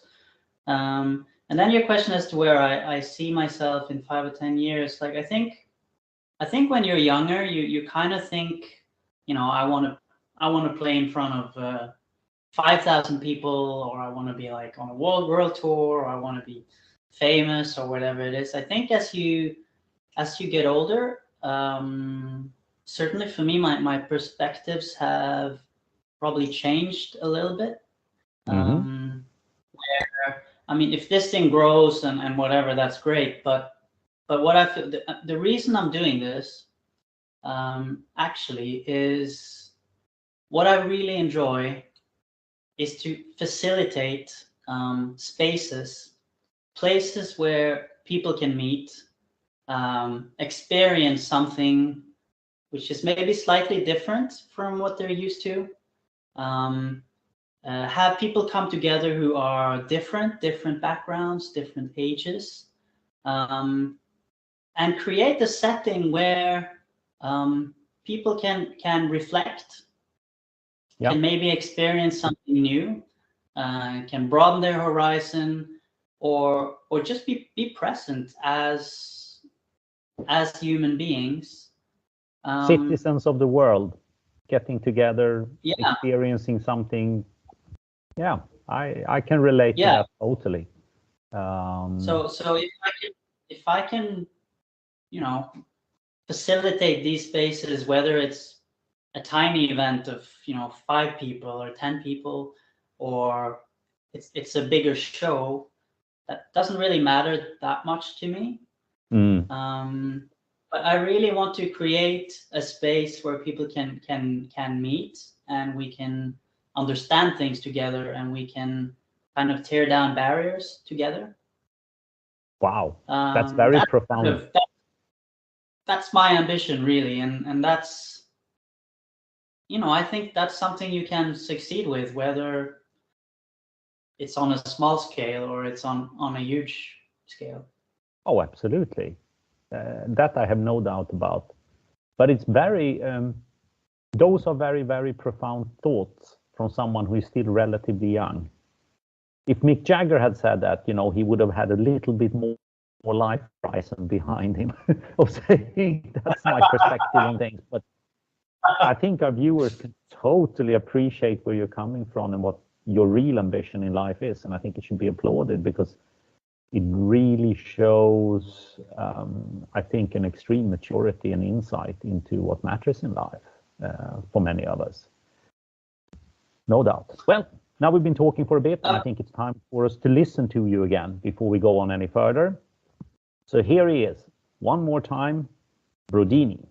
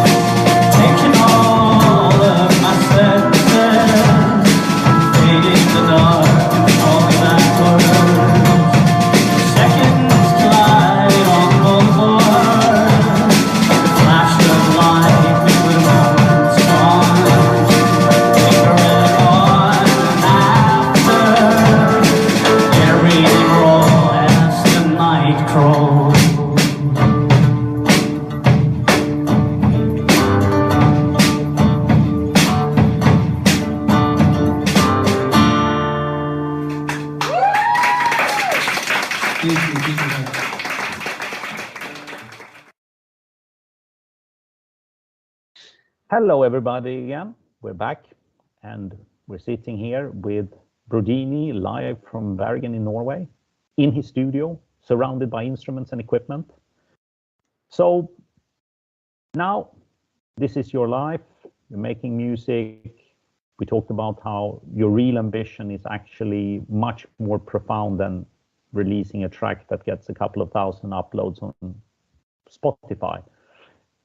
There's much more to your music than that. Where do you see music in general moving? I mean, the life of a musician has changed dramatically from when you and I were growing up, when you made your money effectively selling records, and you don't do that anymore. Musicians earn their living in very, very different forms. And how do you build a livelihood in 2023 if you're a musician and this is your main source of income? I think it's a good question, because in the old days when you had record sales, you could still be an underground band, but if you sold 10, 15,000 albums globally and had like a sound following, you could, I don't know, multiply that with 3 quid, and you could still make 50 grand a year from those sales, even if you're, on a global scale, a very marginal artist. Yeah. This day of streaming, that opportunity is gone.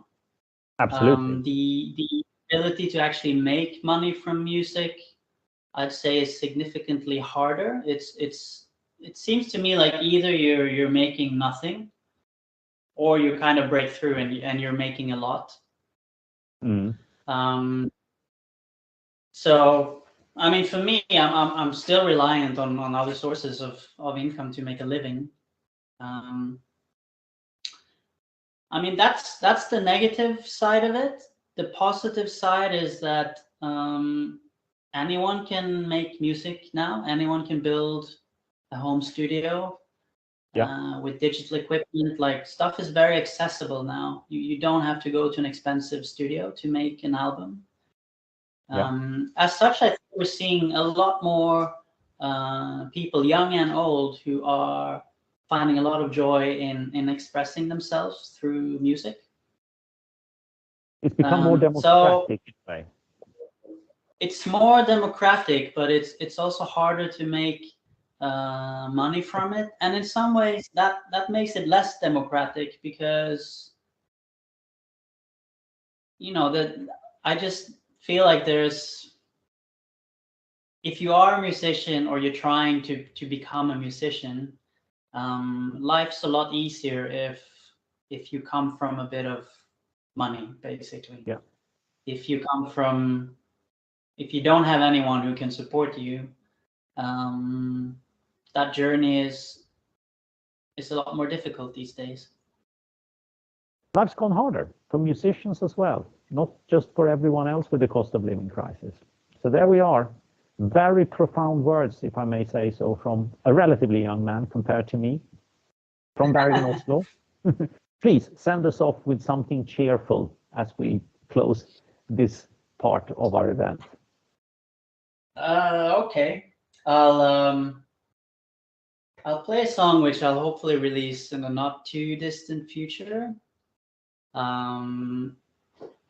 So far it's instrumental. If there ever is a vocal line on it, might, but for now it's instrumental. So and it's called Universe. Wow.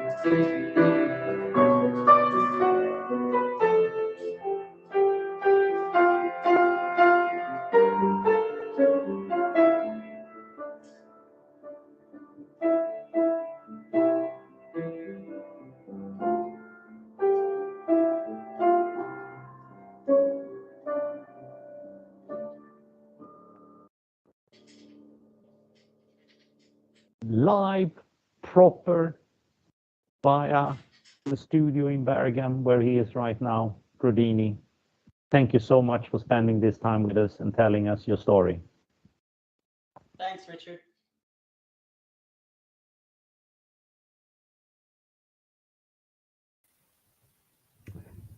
There he was, Brodini, at the time live from Bergen. And needless to say, I'm a big fan of his music. I think it has many dimensions and he's very technically gifted, and his songs really resonate with me, whether they're instrumental or lyrics.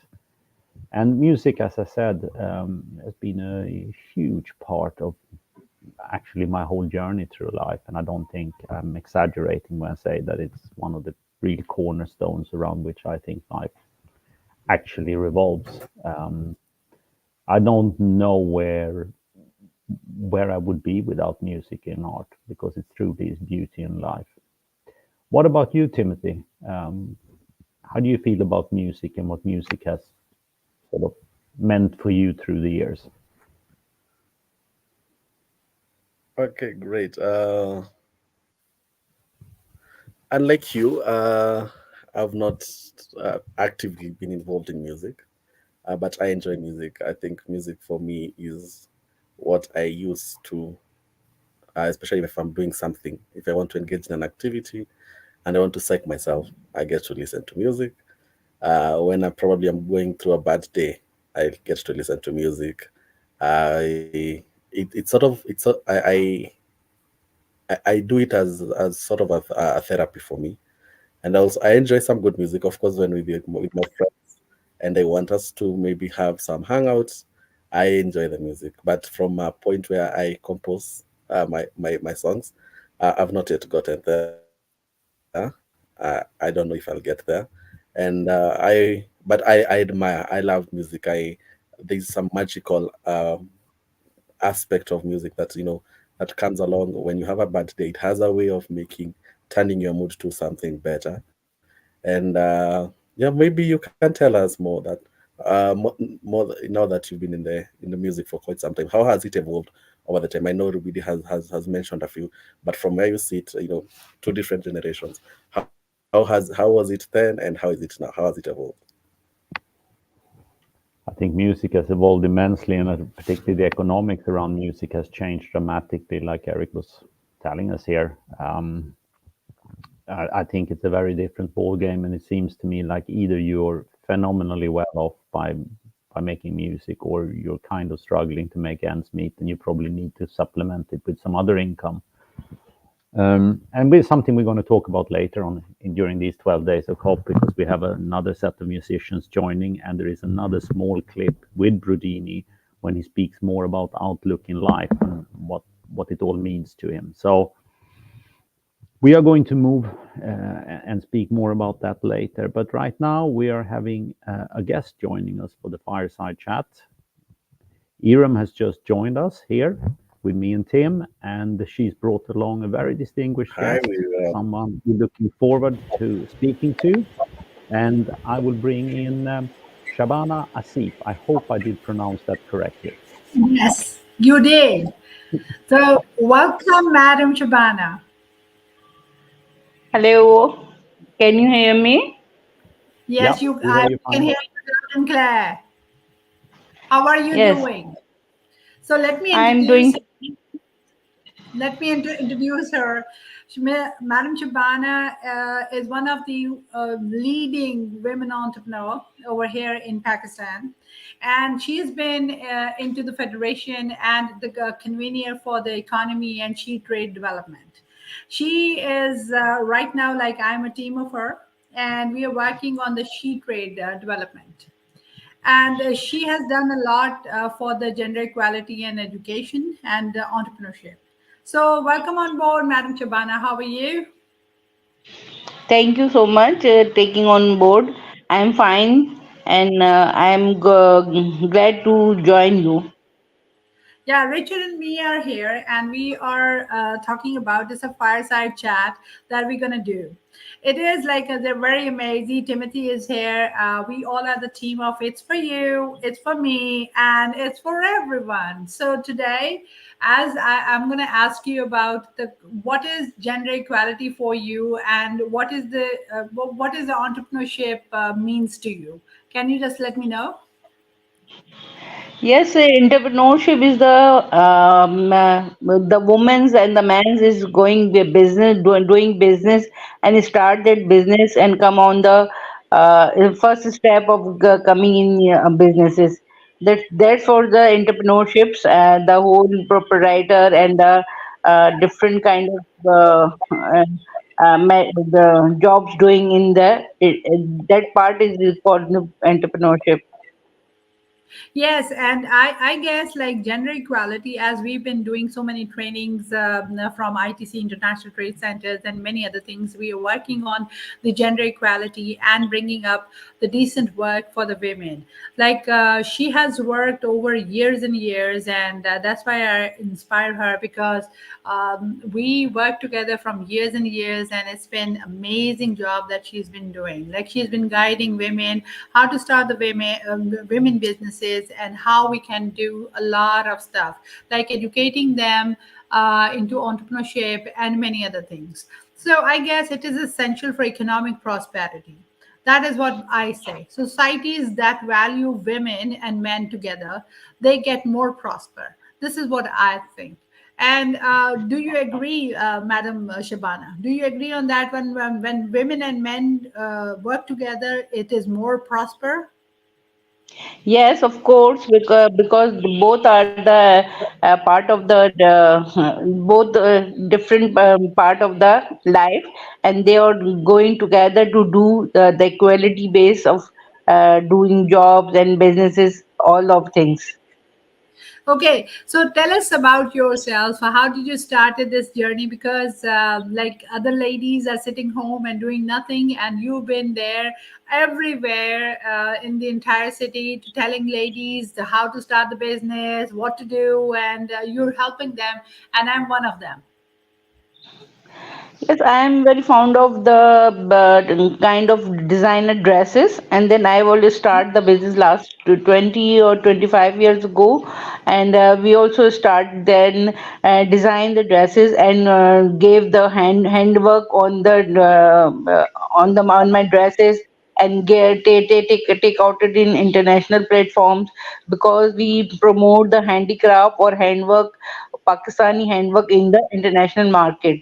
That's why I was doing this, and then after that we several years we do the pass on the things that another women they come new start their business. I guide them and promote their businesses as well.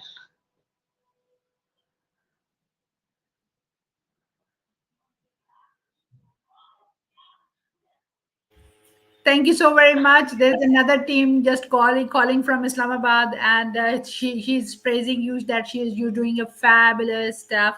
And I guess working together on the gender equality is the basic thing. I guess we together in Federation of Pakistan, we stand for the women, by the women, and for the women kind of thing. That we let ladies take their businesses abroad.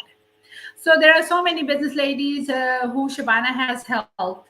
And now these days they have textiles. These days they're doing something in designing stuff. And especially one of the company of Shabana's has just opened in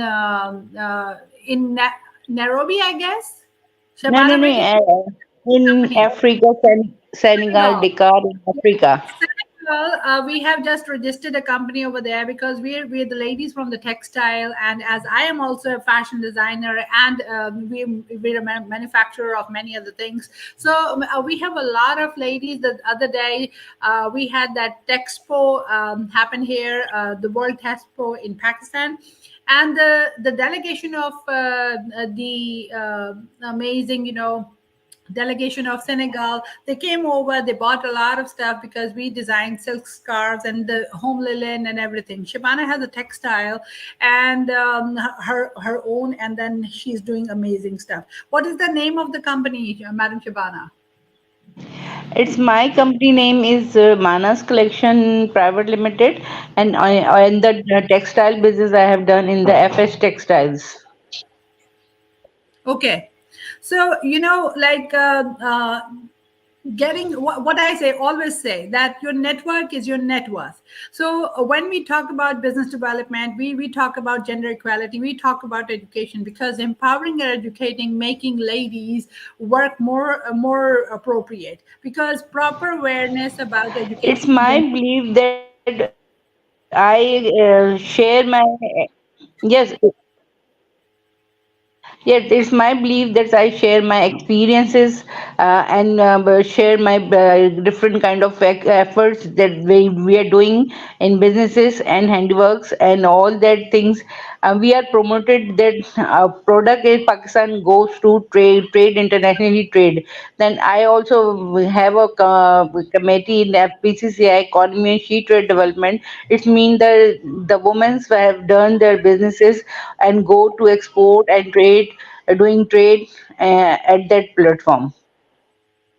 Okay, so as per, like, we all are discussing about the women businesses around the world, that the ladies are doing work, women are making a difference, and there are so many others who has the product and doesn't know how to connect with the people. So it's for you, it's for me, and it's for everyone. This thing is like this entire conference, COP28, is just connecting many of the countries together.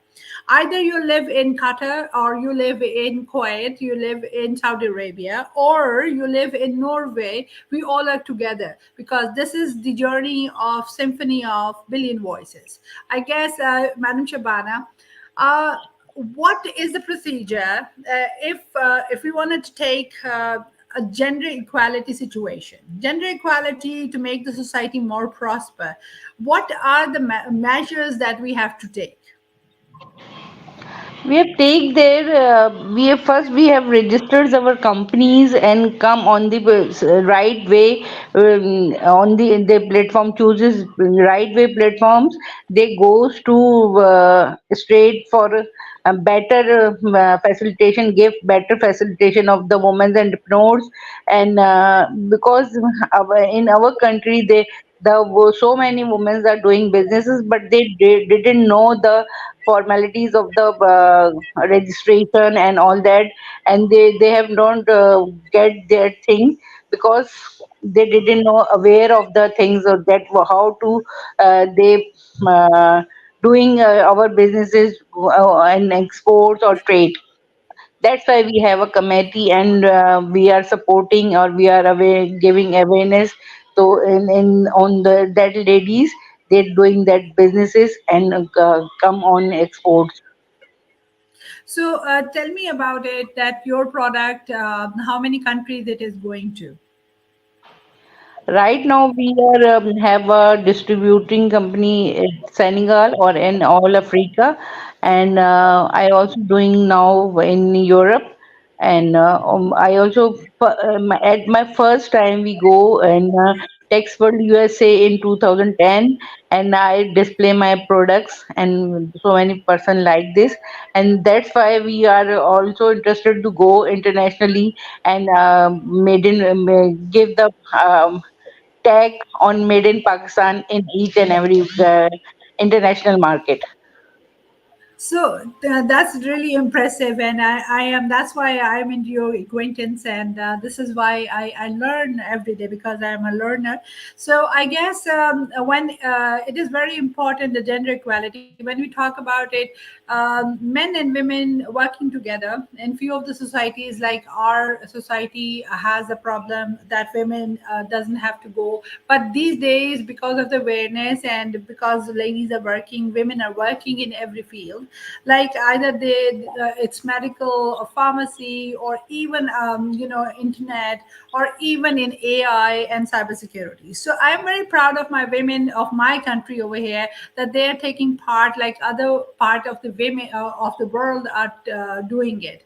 So as per, all we need is some awareness sessions, and all we need that we can guide the right pavement, the right thing to the right people, because the product is so good in our country, in Pakistan, and they can make properly organic footballs and everything like that, that we have worked with Madam Inger as well from Norway.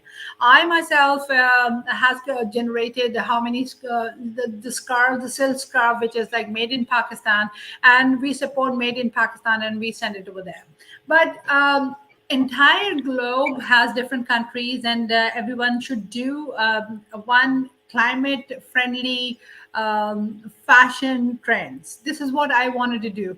Like the over here, like Madam Shabana has some ethical designs, and then she talks about the textile, the home linen, and everything, which is like all made by a fiber over here, and then it is high quality, which is we are sending over there.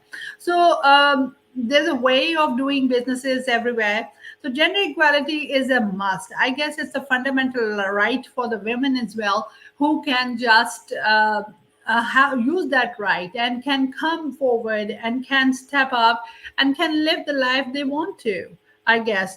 So Madam Shabana, just let me know that if you have a chance to connect with the people of Africa, because Africa is your target market, and you've been sending your products over there. So it's Senegal and many Congo and many other places. Your products are going over there, and I'm very proud of that. Like this is the spirit that we're gonna do, like doing a business development over there, along all it's about by the women, for the women, and we are working together. Either we have connections over there, because I say when your connections are strong, it's the network that is your net worth. So do you agree, Madam Shabana? Yes, I agree, because all the time we have searching our buyers over there. Then that lot from we use for connection the internationally and Africa and other Europe also. That's we need the platforms at the time now.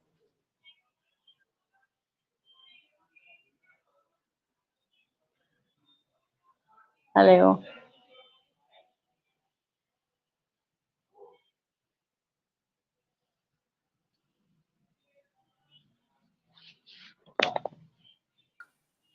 Hello, Irum.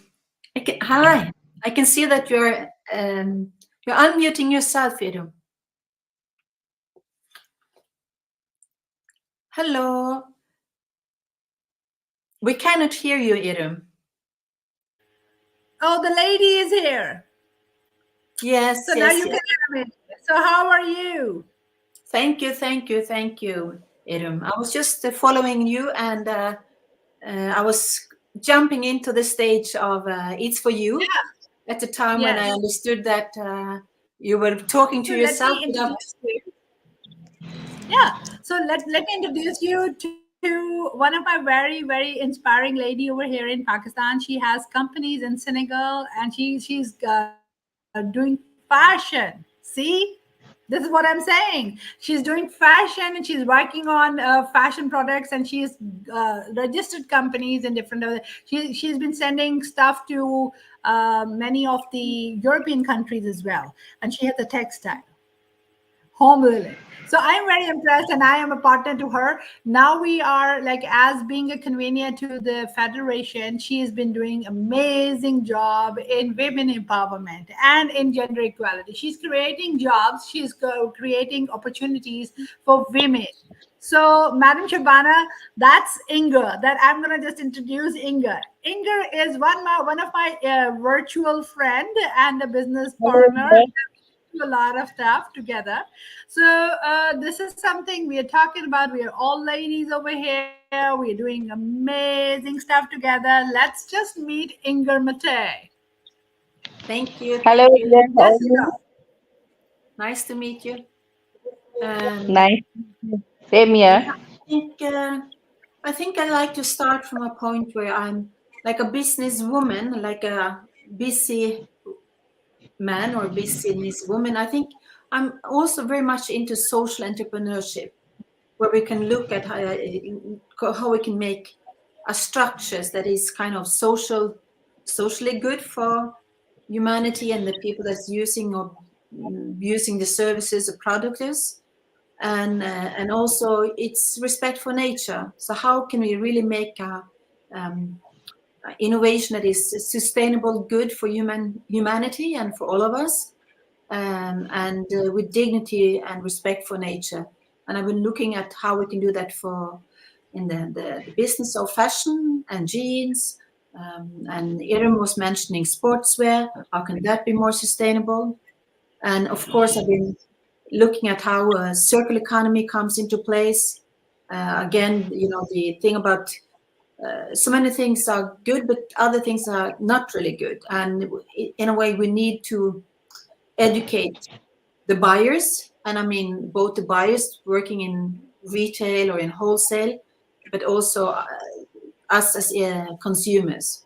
For example, cotton is not good, but everybody thinks it's good to have a white cotton blouse, for example. But cotton uses water and the pesticides, and the way it's pure white cotton needs to have chlorine, and the pollution of the fashion industry is very, very, very high, and all our consumer goods. So that comes to a price.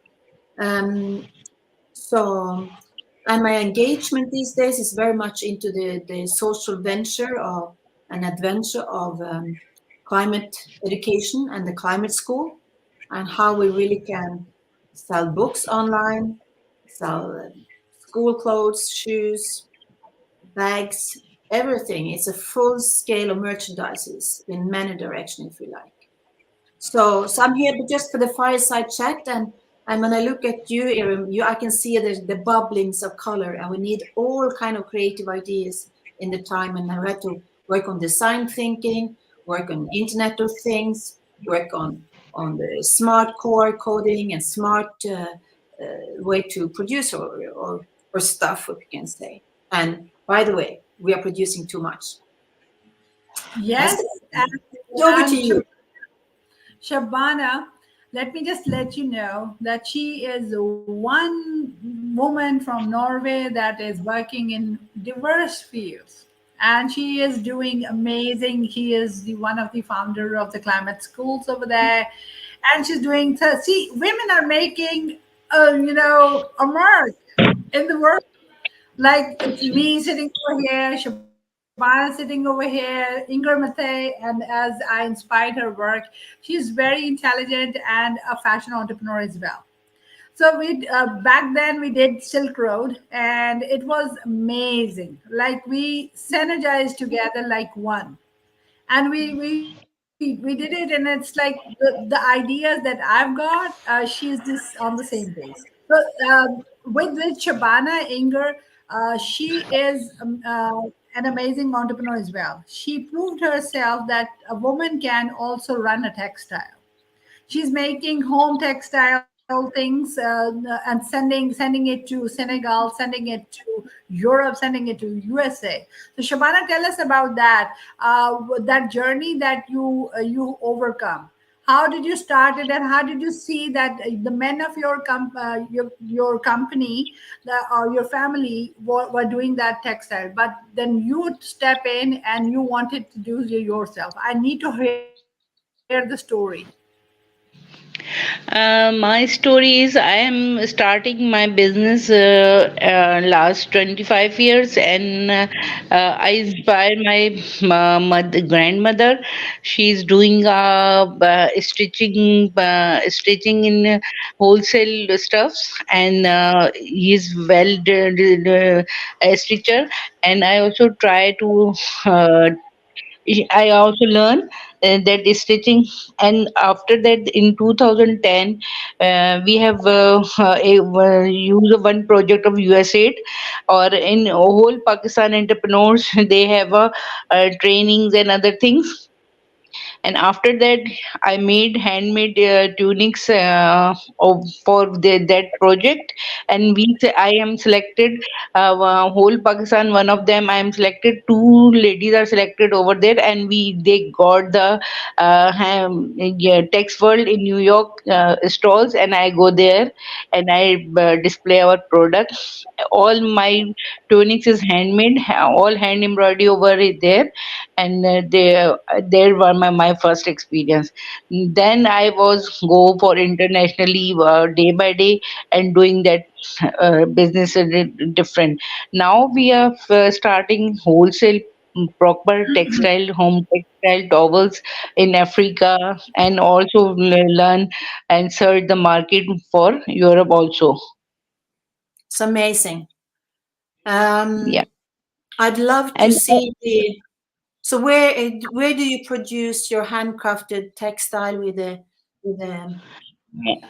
I also make that my handcraft textile at my website. Also, I have my own make it now. I make it on order, because uh, then we go the internationally participate international exhibition, then I make it and take it over there. And now we are export towels, because their running item is towels there. And then my designer, they think that when we go internationally exhibit, then I make it that kind of a product. That's wonderful. Well, Shabana, tell them about it. we should share your web page, and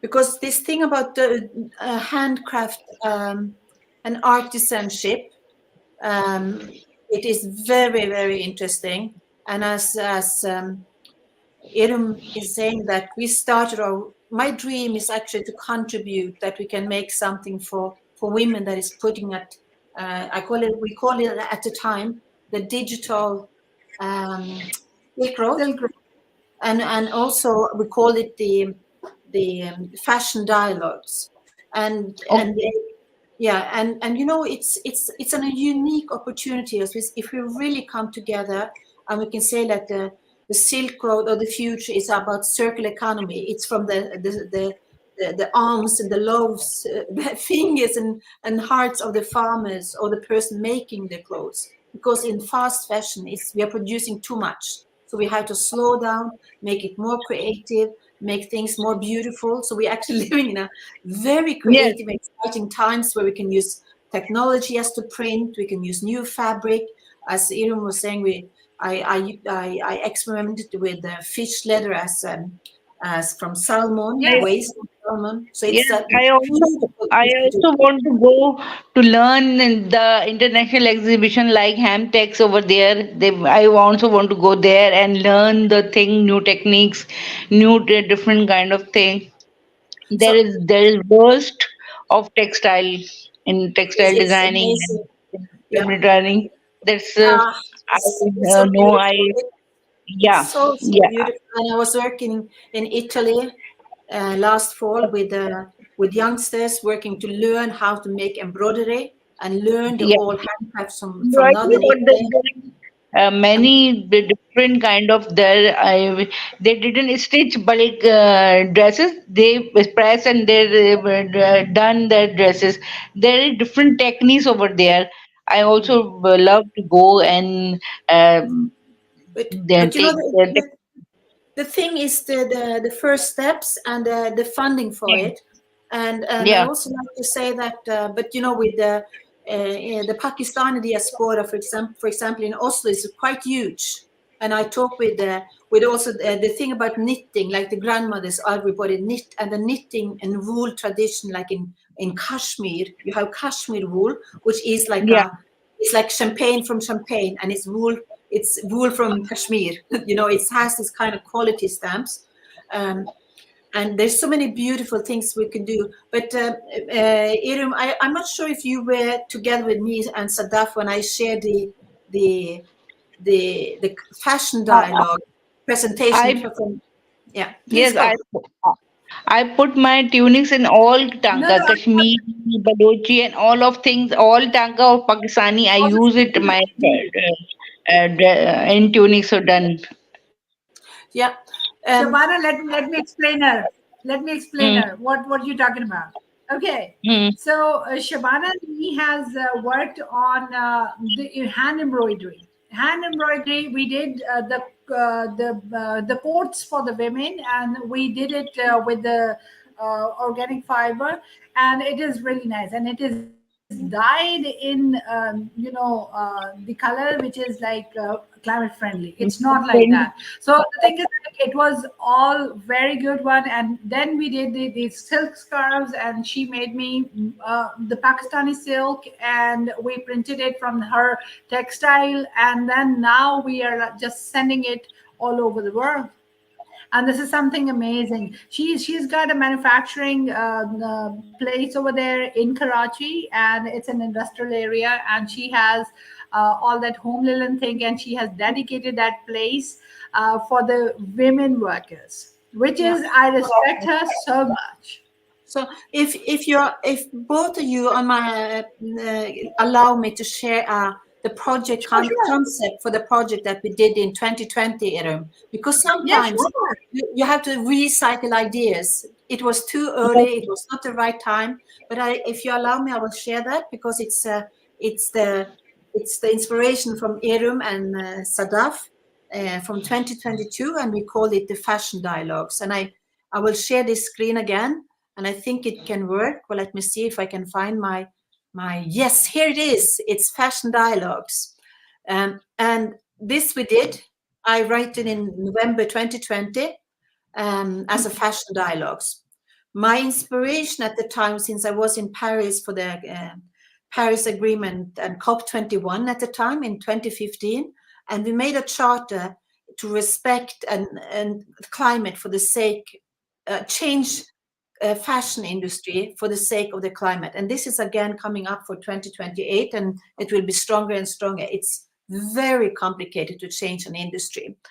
But I like to share this thing with the handcraft as new luxury. This is the national icon fashion from Norway. Like more or less every women get this for when they for the confirmation. They get it like an inherited dress, or they make it new.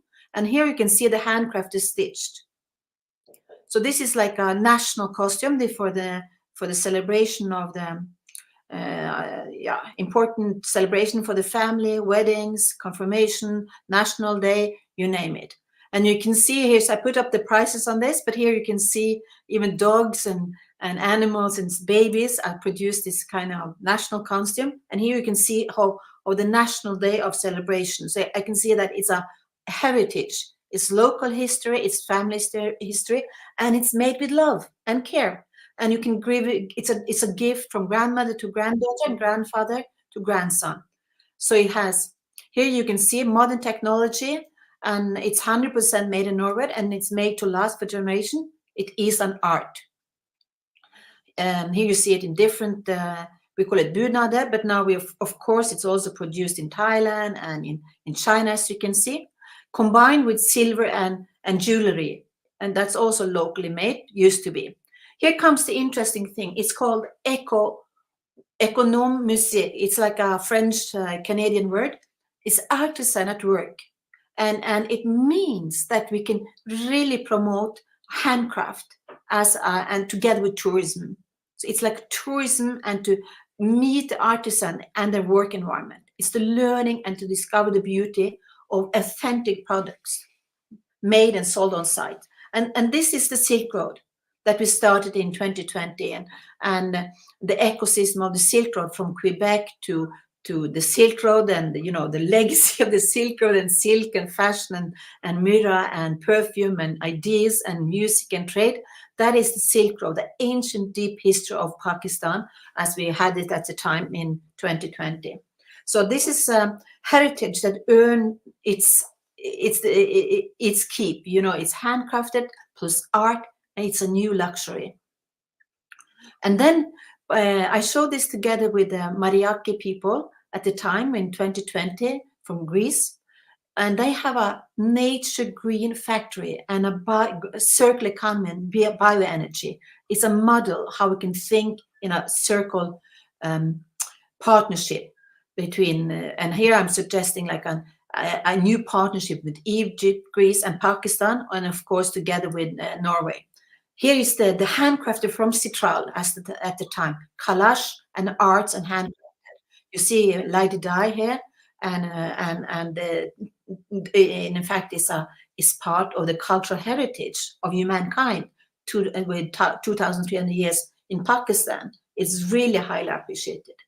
Here is a reference to the art that I've been fortunate to live in Egypt, in Siwa, and this is the handcraft of the women going way back in time to the fountain of the sun and the Egyptian history, as you can understand. So here you see the handcraft of Pakistan, Egypt, and Norway, and we can see the similarities. And this is a very popular in the market these days.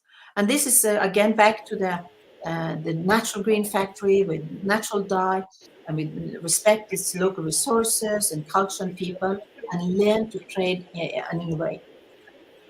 So this is to export handcraft as an art for the modern era and to really build up a new art craft. This is like just randomly tunics and dresses.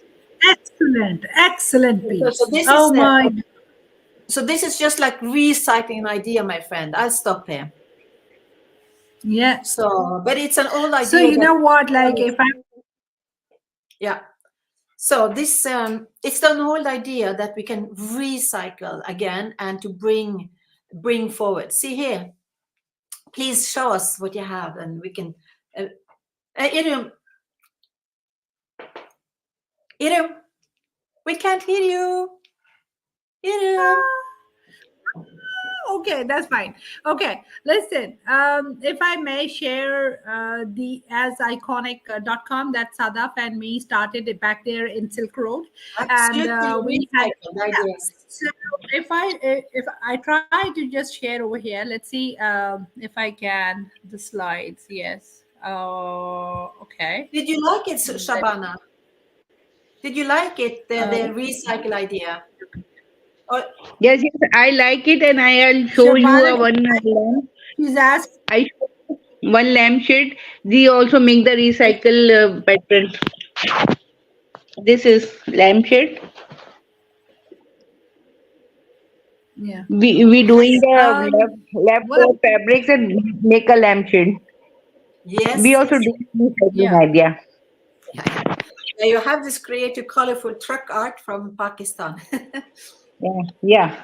I also have a truck art, and I also have a different kind of block print and block silk paper, block print in natural dyes with natural dyes.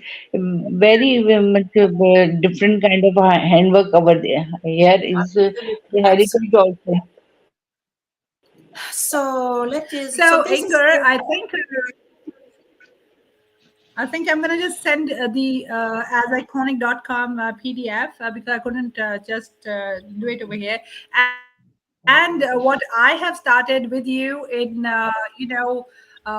back there, COVID started, right? We started that thing, and it's not in style. The one I am wearing one. I'm just going to share it with you on your WhatsApp, and then tomorrow we're going to show it. All right? Yes, we can do. Yeah, because we need to have a fashion entrepreneur sustainability, how we can make a difference into the fashion entrepreneurship, so that entire people, like I know so many of the entrepreneurs who are from fashion around the globe, they can also come around and they can listen to us.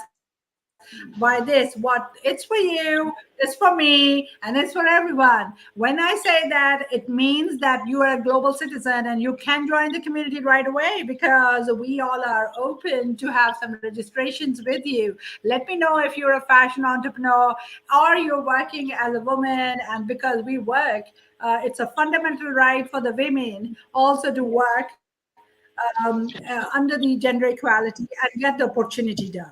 So yes, Yes. Madam And Shana, you I, have some products, though, right?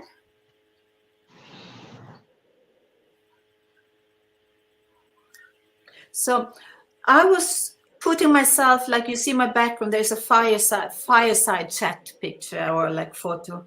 And I said, like, women are the fire, and that's the symbol of the kitchen, you know, when you really talk about things that is important. You can sit around the fire and open your heart and say, this is my desire. Can we do this? And can we do this? And you make food together. And, you know, this is the symbol of an open heart. So you can share, like, find a nice people to work with, have building trust and help each other. And it's like it's like building a win-win-win structure that you can you know, make things move. So Yes. to mm, So you know what, Inga, I'm just sending you over there the file about the Not in Style. Let me tell you the story of Not in Style. It's Not in Style is a product of mine by IF Design Studios, as I am a fashion entrepreneur as well, and is designer of many other things. So I thought that we should do something that it matches the needs of the international market, so that I can also I be the one who just can reach over there and can do something. So in the days of COVID, I gathered few ladies who just gathered some of the jeans pieces and many of the things that we can gather around on those days, because the markets were closed and those days were very difficult to get out and take out the things out and then send it with the DHL. So around like what, 8 countries, I DHL them the products of Pakistan, which is like one of the pure leather shoes, which is all hand painted and embroidered, which we call it kussa over here. And then afterwards, there were some silk scarves, the denim pants, the shirts, and all that. These are those ladies who made it. And then, as Norway has the rose garden theme, we have truck art.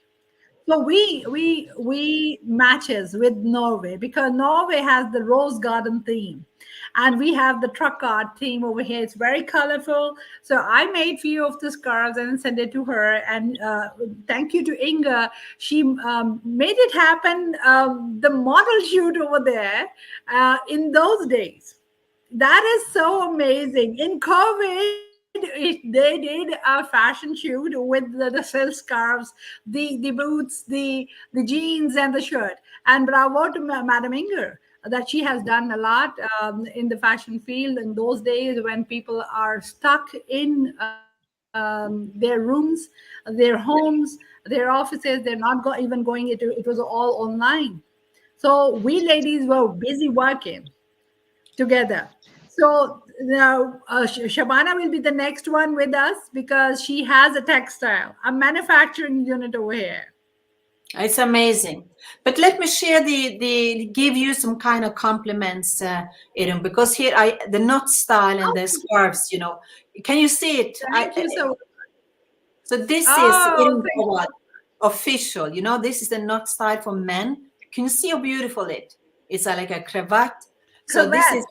yes, it's beautiful for the men as well. It's not, so you can make beautiful style for men, and you know, this is a commercial market. So we're really to make it internationally for for the gentlemen. So it's not only women talk, but it's the elegance of men as well. Isn't it good? Yes. Iram, you also put your picture in your website and page your night style scarves. Yeah, and here you see for the scarves, the beautiful scarves, and what Iram has made. Isn't it beautiful? It's just the beginning. We have to bring it forward, and this we were doing during the COVID. This is the Iram Fawad official. You know, what if we can really make? So this is what it is. This is the silk scarves that Shabana has made for me, and this is the manufacturer. I manufactured it from there, and all the entire silk material, and then the printing on it. It is done by Shabana. That is so amazing. Yeah, it's really amazing. Yes, thank you so very much. And then, it's a fashion story that we can tell. We have hundreds of billions of stories together because it's my lifetime. I can speak for fashion around what? It's a 26 years old story. And, we are just making a difference still.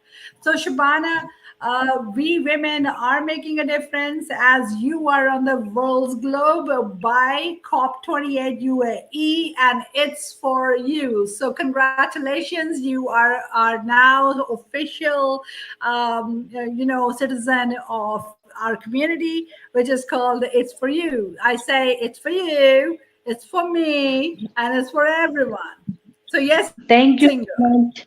Thank you so much. Now we are. We are. We talk about, it's not I. Yeah. It's we talk about. We talk about women entrepreneurship. That stands for we. So we educate, we tech, we network, we do business. So that's what it is. The scarf. Yes, please. The scarf and everything is beautiful. Yes. And if you see at my back, there is the lampshade. This is also making the recyclable fabric in leftover dresses. We make it a recyclable fabric. Wonderful. Yes. Wonderful. So,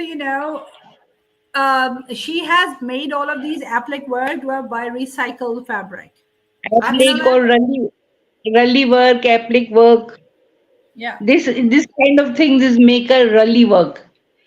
Yes. So no, it's an ocean of opportunities. It's just like being focused and say, what do we do and how can we take the first step and make it commercially, and to make it beautiful products and respect for nature and bringing dignity to the manufacturers and to all of us in many ways. So, but I think I have to check out now, Iram. Okay. So take a lead. I think I have to go back, and I'm seeing a couple of calls coming in at the end of the day over here in Europe, and I know that you're in the middle of. Goody. Thank you so much for joining us. I am so happy to see you. Hi, Richard. How you doing? All good, thank you. I have a question for Shabana, which I sort of been thinking about as I joined the discussion here. You obviously use the material you can gather, which is super interesting, I think, because it clearly shows that we don't wasting things. But first of all, what are the biggest challenges you're facing? Is it finding the material, or is it finding markets who will buy it? And secondly, if you could go back in time and say, I wish I had done that instead, that would have made it so much easier for my business to progress, what would that have been? That's why in current situation we have also herders in get the textile over here for made in Pakistan textile, because most of the companies brought their fabric in some other countries, import there, and then I make my product on that fabric and go out to internationally participate in internationally and take order, then we get next time we didn't get that fabric. That is the kind of hurdles over here. And yeah, then also we also have some buyers. We also have buyers. No, we have no B2B meetings in Pakistan. There is so kind of the things. We also go the international market to make our taking order and go over there. I see. I see. Okay, let me add it. Let me add it because we work together as I am also the deputy convener for economy and she trade development, and I'm at the Federation of Pakistan over here. So you know what, like women has less. You can speak in Urdu. I can tell him. You can ये speak मैं in कह Urdu. रही हूँ कि हमें ना यहाँ पे जो वर्किंग करनी पड़ती है ना, कि वो हमें कपड़ा लेने में हमें वो यहाँ पे प्योर कपड़ा है, बनता है, लेकिन मिलता नहीं है, और उसके लिए हमें बहुत एफर्ट करनी पड़ती है तो अपनी प्रोडक्ट बनाने के लिए, ताकि हम वो Okay. इंटरनेशनल मार्केट What में यहाँ she's made in saying is, Pakistan product लेके जाएं. okay, so she's very much interested in making the made in Pakistan stuff because she's got a manufacturing unit over here. But the thing is, like the main problem, that the main question that you asked, that what are the hurdles and what is difficult to get, is like number one, the material that we find pure organic material that is not very much available, and plus she is talking about the B2B meetings with the international community. The B2B meetings, as we are women, I know how to do it. I am on the export portals, but then people, other ladies who has that ethical and sustainable product with them, they cannot reach them. So the main problem is to get connected to the international market as well. As I am one of the export development website agent, so I connect with different of the ladies. If it is up to the mark of the export, we send it. So this is what she's trying to say. I understand. And we also don't have the small industry setup, because the entrepreneurs have minimum finance things, और वो यानी कि हम लोग को उसको क्या कह सकते हैं उसको You can speak in Urdu. I can translate. Yes. I cannot help you though. Yeah. But I rely on Iram. No, I can. I am the playing the interpreter for It's For You as well. It's okay. बस अब थोड़ी सी मेरे बस दिमाग से ही निकल गया कि क्या मैं कहना चाह रही थी. It's okay. So anyhow, she is very much interested to connect with other people. Like she and her brother has opened a company in Senegal. Just like it's been 6 months, we had an expo over here in Pakistan, and many of the delegations of international people visited us. Around 45 countries visited us, and I got partnered with her, and then we did a stall over there so that we can showcase our stuff, what Pakistani women are capable of doing it. It's been her experience is like around 35 years into textiles, and she has been teaching different entrepreneurs how to start a business of fashion. So I'm one of that. I'm her mentee, and she's been telling me, do this, do that, don't do that. She's more than a friend. It's a fantastic story. Yes. Madam Shabana, I can only wish you full progress, best of luck, not that you need it, and I hope to hear from you again and hear how the business has proceeded. Thank you so much for sharing it with us today. So very much. Okay. Thank you. Thank you so much. Thank you so much. I love to join in next also. Looking forward to that. Inshallah, I'll just schedule you up. It is really very good fire chat, and thank you so much. You can leave Shabana. We have so many other people over here, so we can do some interview. Thank you so much for your Thank you time. so I much. appreciate Thank it. you. Thank Okay, you. bye. Thank you. Bye. Bye. Okay. So we are coming towards the very end of today's second session. I want to remind Nice. you all that we are running 7 o'clock tonight, London time, and we are running 7 o'clock tomorrow, Tokyo time, because that's our hour.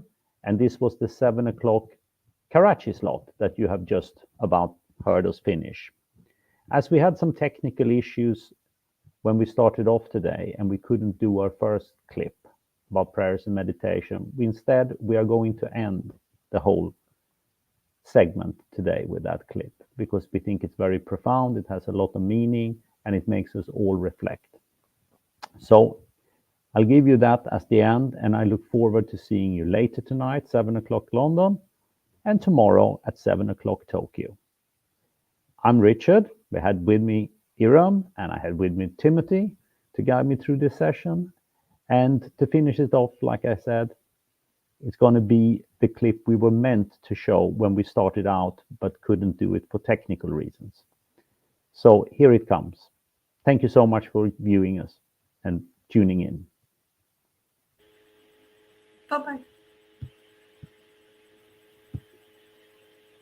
I think fundamentally, if all of us understand that we are part of a God or child of a God, meaning that we are good and we love or light or peace itself. If we concentrate, if we want to be, if we make effort to become like God, the consequences are all good, meaning that we help each other, we will be connected to each other. We do not wish anything bad happen to us, to animal, to insect, anything on the planet. If we call it, it is a truth. If you do glimpse of this truth or try to find, what is the truth in our life, I think those people who are getting there understand, while all the others who are still understanding a material side of the world, it would be very difficult. Because as you say, we in the past, we learned to solve, there's a problem, we solve this problem. But it's all connected. It's just one facade, the same issue has a different story or faces. So if we understand that, so, we all unselfishly love where we live, this planet, and all the human nature, and then we have different worlds, and obviously it's far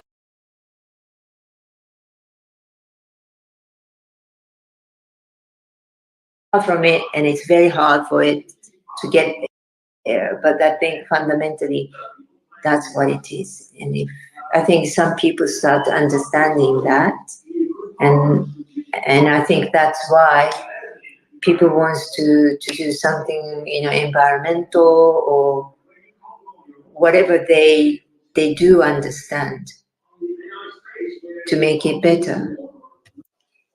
Therefore, I think, Cynthia's approach is good because she thinks that all of us who do understand, timeless space and connection with the universe or the God, whatever you call it, and then we work hard for it, for the, not just the individual, but whole, people as a whole. I think we all raise our vibration that will help everybody to be a lot more consciously well. And then, we can do a lot of things. It falls in the right place, I believe. And I think this is happening now.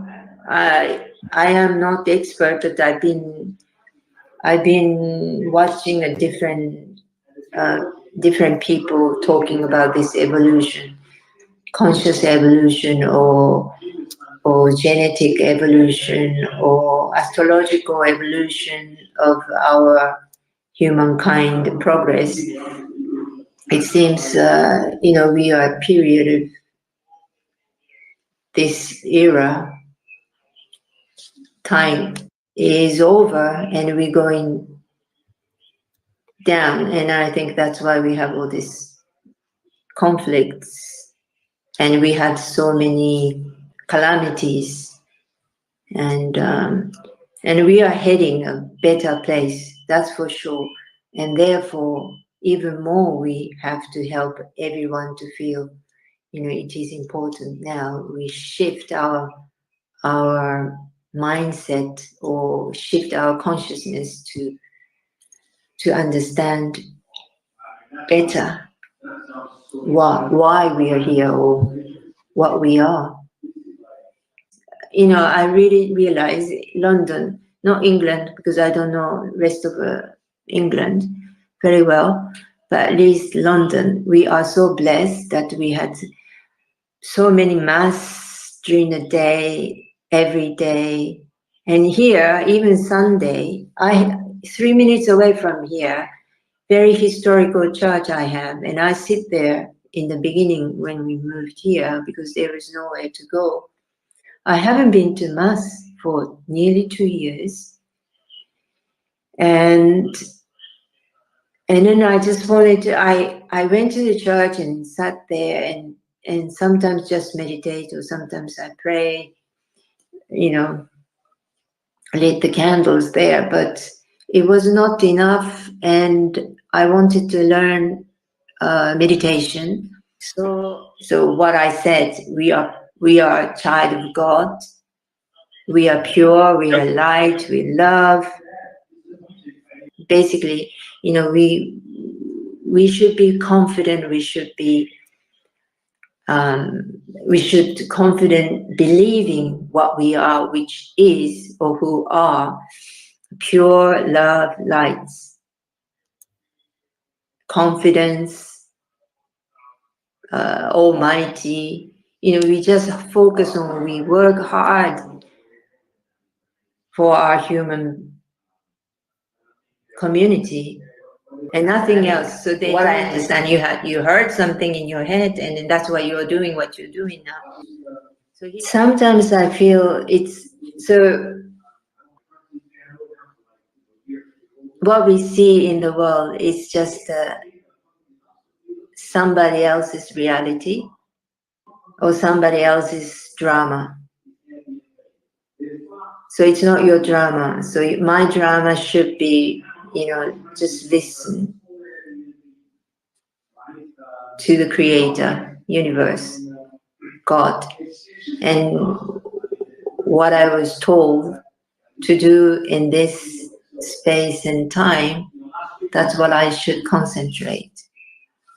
I do more things, which is if I can raise myself with full of love or doing the right thing. So right thing, I keep asking every day, what I have to do today. So it could be helping, my friends close by. Then that's what comes to me, then I do that. So it's not much different, but I certainly change from listening to other people's problem or emotions. But that is, I don't know physically how much we have a problem, but I'm concerned that people are not connected to nature. That is a crisis. So therefore, I believe that if everyone become more conscious, if they recognize all of us a part of nature, we are same as insects or flowers or birds and animals on this planet, then maybe, I'm convinced that we can turn around the crisis to the better place. People are so not connected and let this world to be bad. That's their reality. That's what they're heading. So that can be manifesting. Therefore, I do not want to engage with their emotions. Whether you are religious or not, I don't want to use the word religious. People have somewhere they feel something, and that's, I want to call it truth. If you know what it is, what the truth is, fundamentally, I think we all can go to the same place. Individual learning or practicing to be lovable, be in love, or be love itself as God wants us. My idea of Jesus, for example, Jesus, to me, Jesus or his brother, special messengers from God to help us human beings. And even I think all the religion, I think same thing, saying it's the love. So we practice to be love, what God gave us. And when we can do that, I think world is a golden age. And I think next one, according to astrologers, is golden age. So COP28 is all about, and the COPs have all been about actions. They've all been about how humans, we must take action. It's not about surrender in a sense. Mm-hmm. And surrender, which I think is closer to what you describe in a way, but it's not a surrender to the problem so that the problem overwhelms us, but it's a surrender to a greater acceptance that we are a part of nature. Yeah. And if nature is able to heal itself, yeah, then if we allow ourselves to be genuinely part of nature, we will be doing the right thing so that we can heal it too. Is that the right expression, or is that? Yes, or surrender our old habits. Yeah. Well, our pride, right? We are looking back the past and compare past and now. But past, we shouldn't compare. We should always doing better than now, continuously. Yeah, it's this pride of our success. I think we find that hard to give up. You know, we talk about how oil, gas, and coal have brought about all these benefits. So that statement itself is a statement of pride on our success. Mm. Yes, exactly. And we should be confident, you know, given by God that the Almighty power, that if we relinquished the oil and gas and coal, that we would be equally successful. Yes. And that needs us to let go of the sense that, you know, the thing and therefore we are abundant. Yes, and therefore we are abundant in that way. And so that's your optimism. That's the optimism with which you have become. Mm.